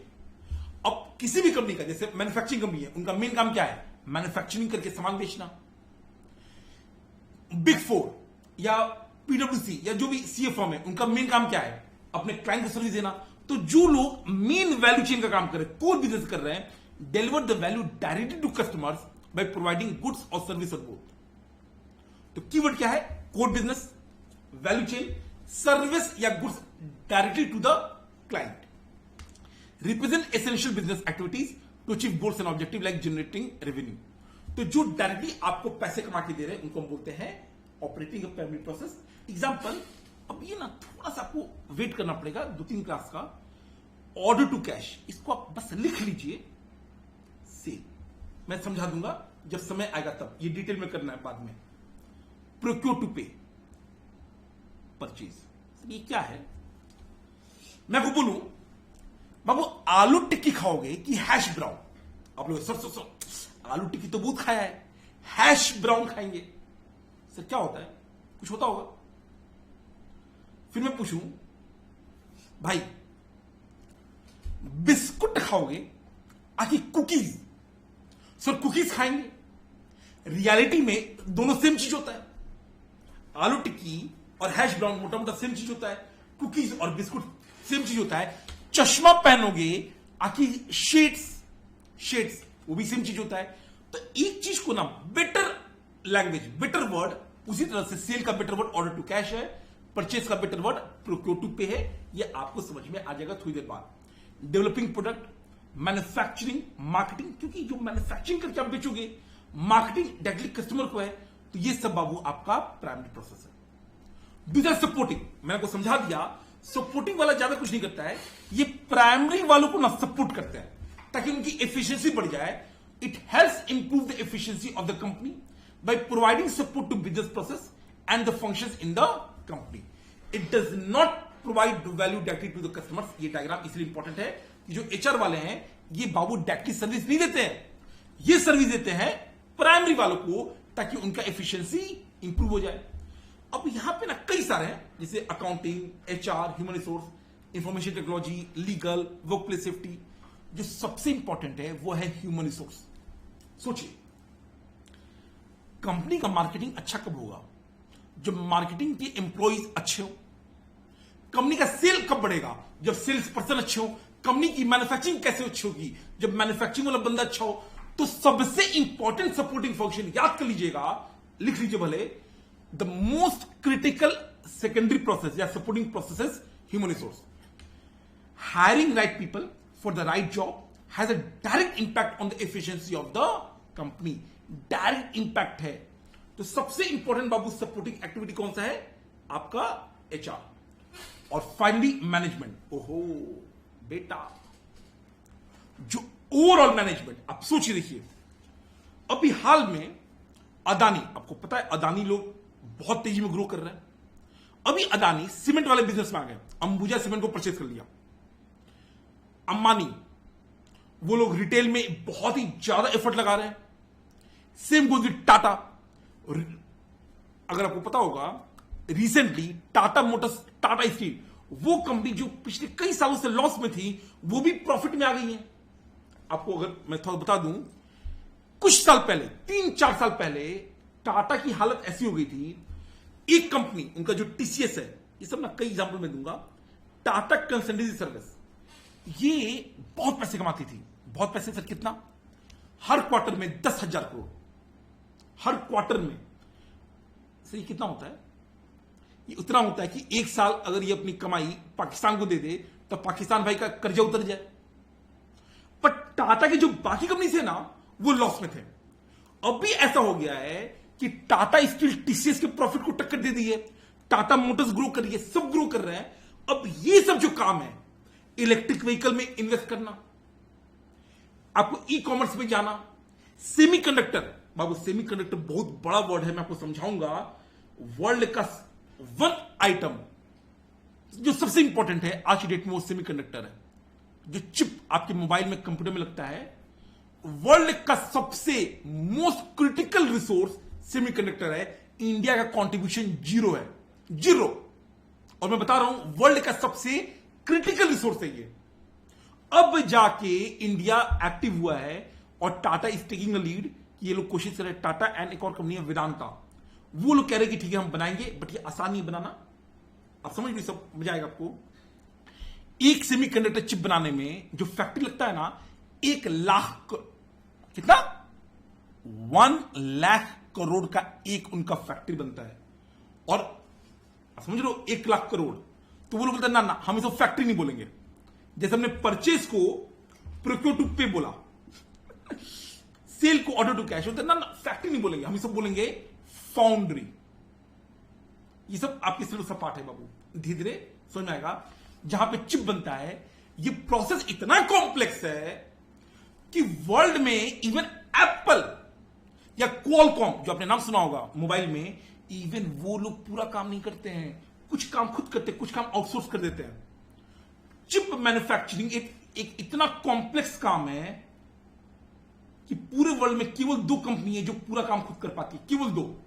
एक इंटेल और दूसरा सैमसंग। और दोनों पीछे हैं आज की डेट में। दोनों बाबू आज की डेट में पीछे हो गए हैं, क्योंकि ये कॉम्प्लेक्सिटी इतनी ज्यादा है ना कि पीपल कहते हैं कि कोई बात नहीं, हम ना डिजाइन करेंगे मात्र।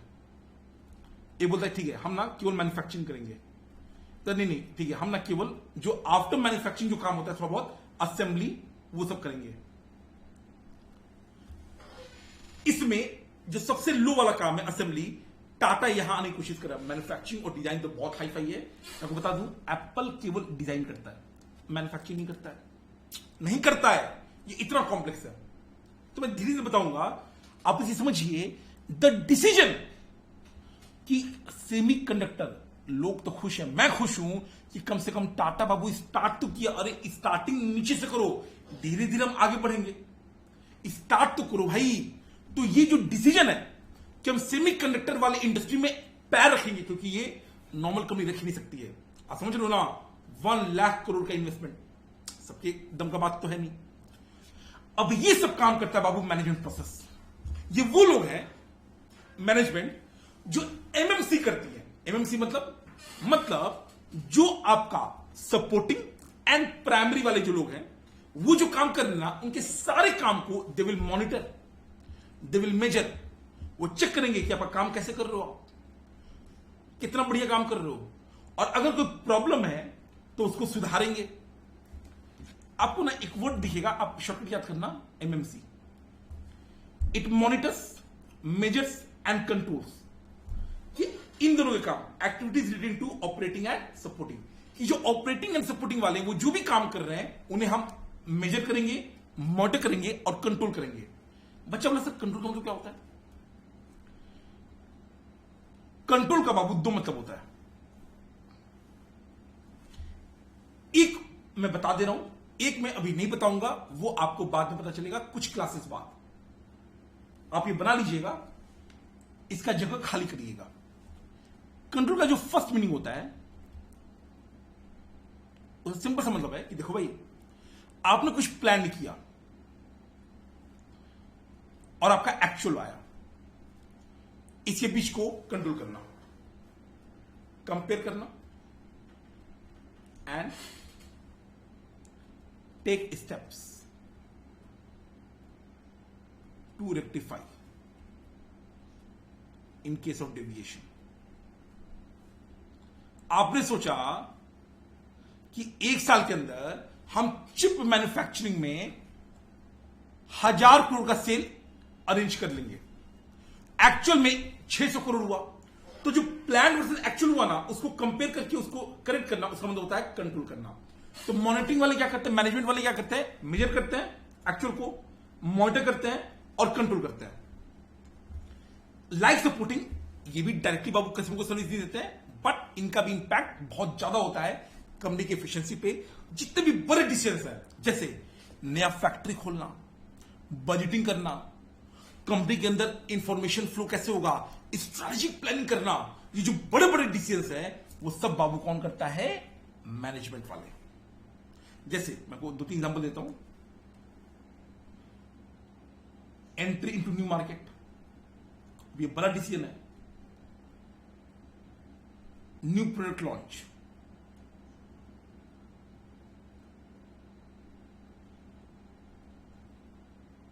ये सब काम मैनेजमेंट का है। तो एग्जाम में अगर क्वेश्चन आया, जो कि आ सकता है, कोई बड़ी बात नहीं है, कि बाबू कैटेगरीज बताइए या ये बताइए कि कंपनी का जो विजन मिशन वो कैसे अचीव होगा, तब क्या बोलोगे, सर ऑसम के थ्रू होगा। ओ मतलब ऑपरेटिंग एंड प्राइमरी दोनों लिखिएगा, एस मतलब सेकेंडरी सपोर्टिंग दोनों, और एम मतलब मैनेजमेंट। मैनेजमेंट में एक MMC, measure, monitor and control याद रखिएगा। अब ध्यान दीजिए, एक क्वेश्चन है, example representing all the categories. जैसे मैंने आपको बताया कि जो भी आपका बिजनेस प्रोसेस है, वो गाइड कैसे होता है, विजन मिशन से। अब कंपनी का एक विजन मिशन है, one of Asia's largest dairy product company. अब बोल सकते हो अमूल, क्या बोल सकते हैं आप, Amul decided in 2015 to increase the turnover by 2x in the next 10 years। मतलब 2015 में इन्होंने सोचा कि हम अगले 10 साल में अपना सेल डबल कर देंगे। जो प्रेजेंट टर्नओवर है ना, वो 10 करोड़ है, तो ये क्या सोच रहे हैं कि हम अगले 10 साल में इसको 20,000 करोड़ कर देंगे। अच्छा, अब कई बार मैं बच्चों से पूछता हूं कि बाबू बताओ, OSM इनमें सबसे क्रिटिकल प्रोसेस कौन है, तो बच्चा बोलता है सर ऑपरेटिंग प्रोसेस सबसे क्रिटिकल है। पर अब इस बात को समझिए कि starting point of any business process is vision mission of top management. तो पहले तो बाबू टॉप मैनेजमेंट ने एक विजन मिशन डाल दिया कि हमें अपना सेल डबल करना है, तो बाबू सबसे पहले मैनेजमेंट प्रोसेस आएगा, वो ये डिसाइड करेंगे कि भैया हम अपना जो ये सेल बढ़ाना है, डबल करना है, वो हम कैसे करें। इमेजिन कीजिए आप एक एरिया में ऑपरेट करते हो, मान के चलिए आप केवल दिल्ली में ऑपरेट कर रहे हो। दिल्ली में आपको प्रोडक्ट पहले ही बढ़िया चल रहा है। अब ऐसा तो हो नहीं सकता है ना कि अचानक आप चाहोगे और जो इंसान 1 गिलास दूध पीता है वो 2 गिलास पीने लगे, नहीं, वो तो उतना ही पिएगा। तो अगर आपको डबल करना है ना, तो आपको दिल्ली से बाहर देखना पड़ेगा, दूसरे मार्केट में। आपको हो सकता है पहले केवल दूध बना रहे थे, दही बना रहे थे, अब आपको आइसक्रीम बनाना पड़ सकता है, मतलब नए नए प्रोडक्ट डालने पड़ सकते हैं। तो ये ना थोड़ा सा कुछ दिमाग चलाना पड़ेगा कि अगर बाबू आपको बहुत ज्यादा ग्रोथ चाहिए, तो आपको कुछ बड़े बड़े डिसीजन लेना पड़ेंगे। जैसे टॉप मैनेजमेंट क्या करेगा? Top management lists down activities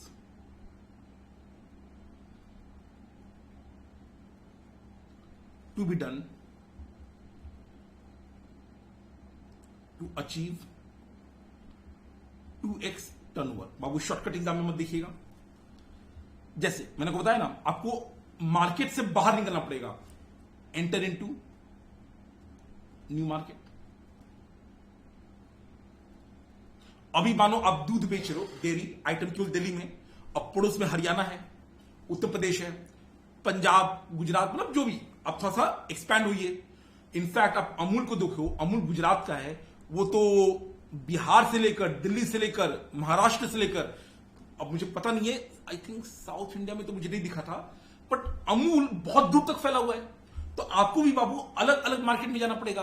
और डेयरी का मतलब, आप बताइए, मिठाई बना रहे हो, आइसक्रीम बना रहे हैं, बेसिकली लॉन्च न्यू प्रोडक्ट्स। और थोड़ा सा प्लीज मेरे साथ बात कीजिए, अमूल या कोई भी ऐसी जो कंपनी है, वैसे ये कंपनी नहीं है, ये कोऑपरेटिव सोसाइटी है, इनके पास दूध आएगा कहां से? अगर बेटा डबल सेल करना है तो ठीक है, आपने आइसक्रीम बनाओगे, दही बनाओगे, मिठाई बनाओगे, बट रॉ मटेरियल मिल्क है, वो तो आपको चाहिए। अब मिल्क डबल कैसे हो जाएगा? मिल्क तो डबल हो नहीं सकता तुरंत। तो इसके लिए आप क्या कीजिए, जो अलग अलग डेयरीज है उनको एक्वायर कीजिए, जो छोटे छोटे डेयरीज है। मैं आपको बता दूं, अगर आप अमूल का देखोगे ना, अमूल का कभी आप यूट्यूब पे देखिएगा, एक बहुत ही मास्टर क्लास स्ट्रैटेजी है। अमूल क्या करता है, कई सारे डेयरी वालों से कांटेक्ट करके रखे हैं।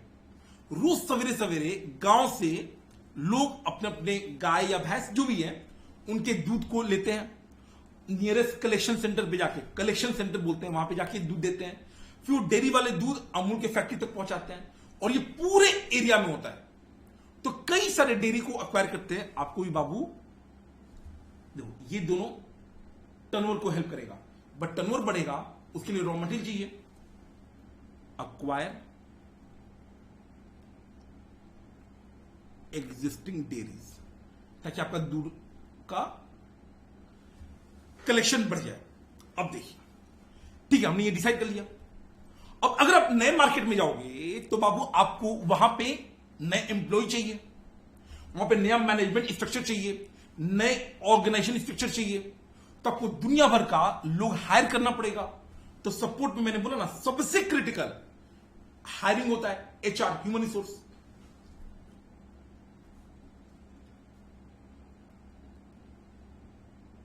फॉर अबोव एक्टिविटीज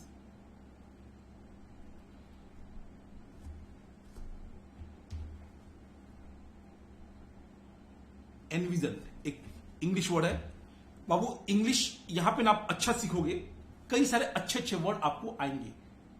एनविजन मतलब जो टॉप मैनेजमेंट ने सोचा, एनविजन बाय टॉप मैनेजमेंट, जो आपने सोचा।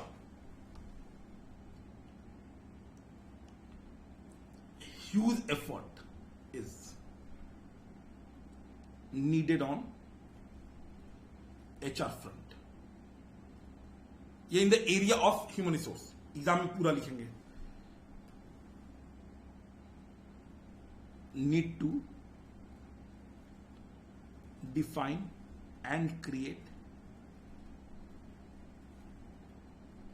New management structure and organisation structure. So organisation structure क्या होता है, जो अपने एम्प्लॉइज का जो अरेंजमेंट होता है ना, कि भैया manager, senior manager, junior manager, वो सब। तो बस याद कर लीजिएगा, अभी ये भी आपको स्ट्रैटेजिक मैनेजमेंट के चैप्टर नंबर 7 में डिटेल में पढ़ना, पूरा चैप्टर है इस पे। बेसिकली एम्प्लॉइज को जो हायरार्की होती है, लोअर, मिडिल, टॉप, उसकी बात कर रहे हैं। तो हर मार्केट में आपको नया नया management structure, organisation structure create करना पड़ेगा। और फिर आएगा बाबू ऑपरेटिंग काम, जहां पे एक्चुअल में कलेक्शन ऑफ मिल्क होगा, जहां एक्चुअल में दूध, दही वगैरह बनेगा, जहां पे एक्चुअल में डिलीवरी होगा। यह है third, post above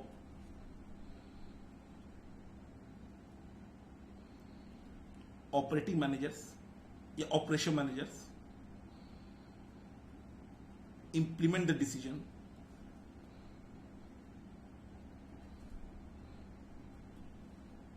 in actual working form. It is here where whole hard work is done. तो टॉप वाले ने दिमाग चलाया, प्लानिंग, मिडिल वाले ने रिसोर्स अरेंज करके दिए, ह्यूमन रिसोर्स, और जो ऑपरेशन वाले हैं वो भाई साहब एक्चुअल में काम एग्जीक्यूट कर रहे हैं। तो अगर आप थोड़ा सा देख पाओ, यहां पे मेनली है प्लानिंग का काम, यहां पे मेनली है इंप्लीमेंटेशन का काम, और सपोर्ट में ऑब्वियसली प्लानिंग के दम पे यहां पे mainly human resource and other support है।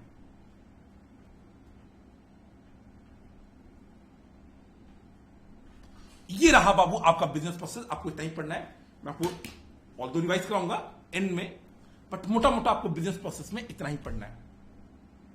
फिर से बोल दूं, business process set of, try to memorise it class में ही, set of coordinated and standard set of activities to achieve a common business objective.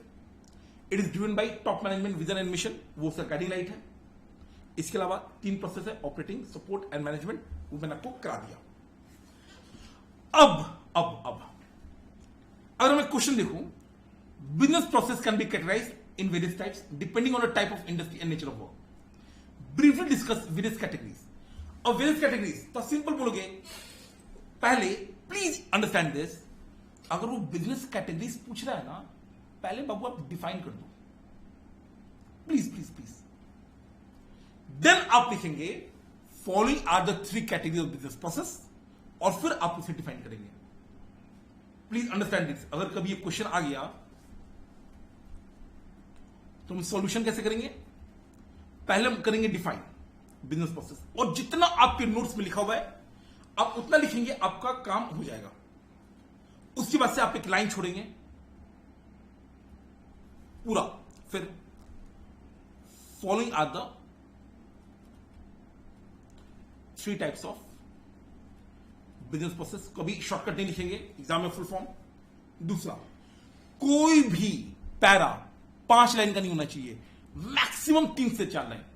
तो आप या तो पॉइंट में लिखें, अगर पैरा है एकदम शॉर्ट पैरा, तो इसका आप एक आ जाएगा 2 से 3 लाइन या 3 से 4 line. Following 3 types. Type number A, operating.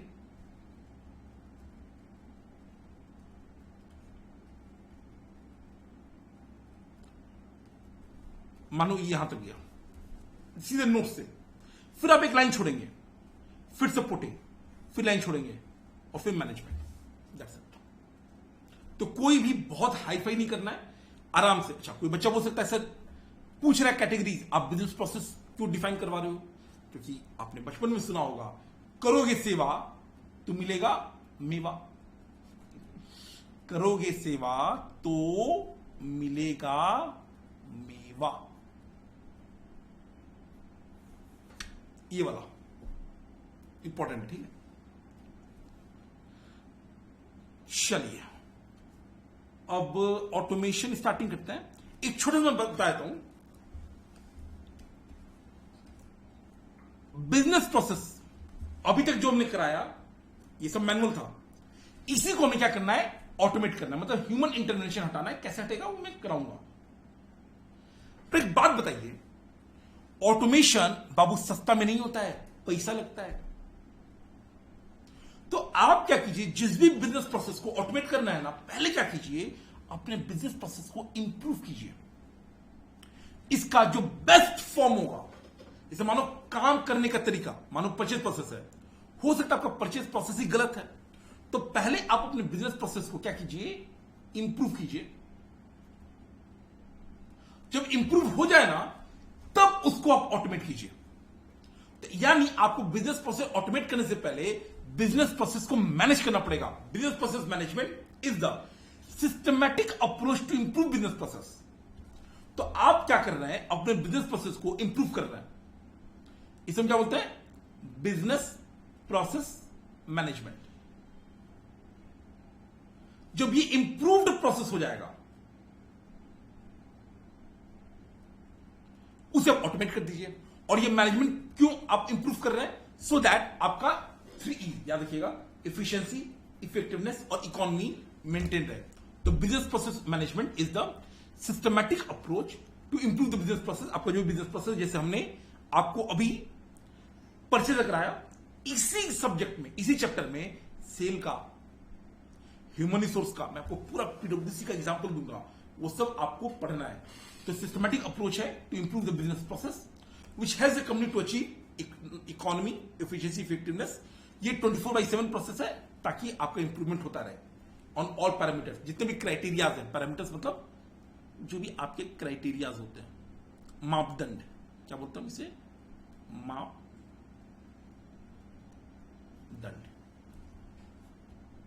उसके बाद बाबू अगला होगा बिजनेस प्रोसेस ऑटोमेशन। ये हम लोग कल करेंगे। आज के लिए पहला क्लास है, ये काफी था। होप आपको बातें समझ में आई होगी। जैसा मैं आपको बता चुका हूं, हम लोग हमेशा बाबू करेंगे ये हर लेक्चर में without any gap, RLR। Although आज हमने ज्यादा पढ़ा नहीं, पर जितना भी पढ़ा उसे हम लोग जाते जाते क्या करेंगे बाबू, रिवाइज करके जाएंगे। मैं को पूरा फिर से करा दे रहा हूं। पेपर नंबर बाबू आपका 7 है। प्लीज रिवीजन के टाइम पे आपका जो अटेंशन है एकदम टॉप पे होना चाहिए। पेपर नंबर बाबू आपका 7 है। EIS पेपर नंबर 7A है, SM पेपर नंबर 7B है। दोनों 50-50 मार्क्स का है। दोनों में MCQs 15 मार्क्स के, जिसमें केस स्टडी भी आता है। डिस्क्रिप्टिव में बाबू ऑप्शन है जो कि मैंने आपको दिखा दिया। जो बुक्स वगैरह है, आपको 2 मेजर बुक्स मेरी तरफ से मिलेगी। एक तो आपके नोट्स 40, दूसरा दिव्यांश क्वेश्चन बैंक, ICAI का स्टडी मैट। मैं आपको एंड में खुद से रिवाइज करा दूंगा, एक रिव्यू कि भी हमने सब कुछ कवर कर लिया, ताकि आपको टाइम वेस्ट करने की जरूरत न पड़े। इसके अलावा जैसे कि आप देख रहे होगे, इसी तरीके से चलेगा। मेजॉरिटी नोट्स आपके पास दिए हुए हैं। जो डायग्राम्स में बनाऊंगा वो आपको बनाना है ताकि आप उससे लिंक कर सको। और हमने आज स्टार्ट किया था EIS से। मैंने बोला EIS क्या होता है सर? एंटरप्राइज से मतलब होता है ऑर्गेनाइजेशन, एंटिटी, कोई भी एक ऐसा बिजनेस जहां पे कई सारे डिपार्टमेंट होते हैं, HR, ह्यूमन रिसोर्स, आपका अकाउंट्स, फाइनेंस या रिसर्च एंड डेवलपमेंट, वो सब। दूसरा इंफॉर्मेशन का मतलब होता है जो डेटा का प्रोसेस्ड फॉर्म है, विच कन्वेज सम मीनिंग, जो मीनिंगफुल होता है, मीनिंगफुल डेटा, उसे हम इंफॉर्मेशन बोलते हैं। और सिस्टम मतलब होता है a combination of several component that work together to achieve an objective, जैसे हमारा बॉडी सिस्टम या ट्रैफिक सिस्टम या रिकॉर्डिंग सिस्टम। फिर हमने पढ़ा कि सर ये से काम होता है कि वो कई सारे फंक्शंस को इंटीग्रेट करे ताकि आपका business process effectively and efficiently achieve हो जाए, इंप्रूव हो जाए। अच्छा, फिर हमने बोला सर बिजनेस प्रोसेस क्या होता है? बिजनेस प्रोसेस का मतलब होता है सेट ऑफ एक्टिविटीज जो कोऑर्डिनेटेड एंड स्टैंडर्डाइज्ड हो, which is guided by the top management vision and mission. इसे आपको रेगुलरली इंप्रूव करना होता है so as to achieve 3 E's, economy, efficiency, effectiveness, जिसको हम बिजनेस प्रोसेस मैनेजमेंट बोलते हैं। 3 अलग अलग टाइप्स हैं। ऑसम, ओ से आपको ऑपरेटिंग, जिसे हम प्राइमरी बोलते हैं, एस से सपोर्टिंग, जिसे हम सेकेंडरी बोलते हैं, और एम से मैनेजमेंट। ऑपरेटिंग मतलब it deals with the core value, core processes and the value chain. It represents the essential business activities like generating the revenue, and it provides the value directly to the customers. दूसरा जो supporting है यानी secondary वाला, they do not provide value directly to customers but they impact the efficiency of the primary functions. सबसे important इसमें HR है, इसके अलावा IT, legal वो सब भी है, accounting, and finally management. Management process बाबू MMC करता है, that is monitor, measure and control business activities. इसका भी इंपैक्ट डायरेक्टली होता है दोनों पे, मतलब पूरी कंपनी की एफिशिएंसी पे। ये भी डायरेक्टली सर्विस नहीं देते हैं कस्टमर्स को, जैसे strategic planning, budgeting, internal communication, capacity planning, वो सब। कल बाबू हम लोग स्टार्ट करेंगे आपके ऑटोमेशन से। प्लीज रिवाइज कर लीजिएगा, that is very very critical. God bless, take care, all the best.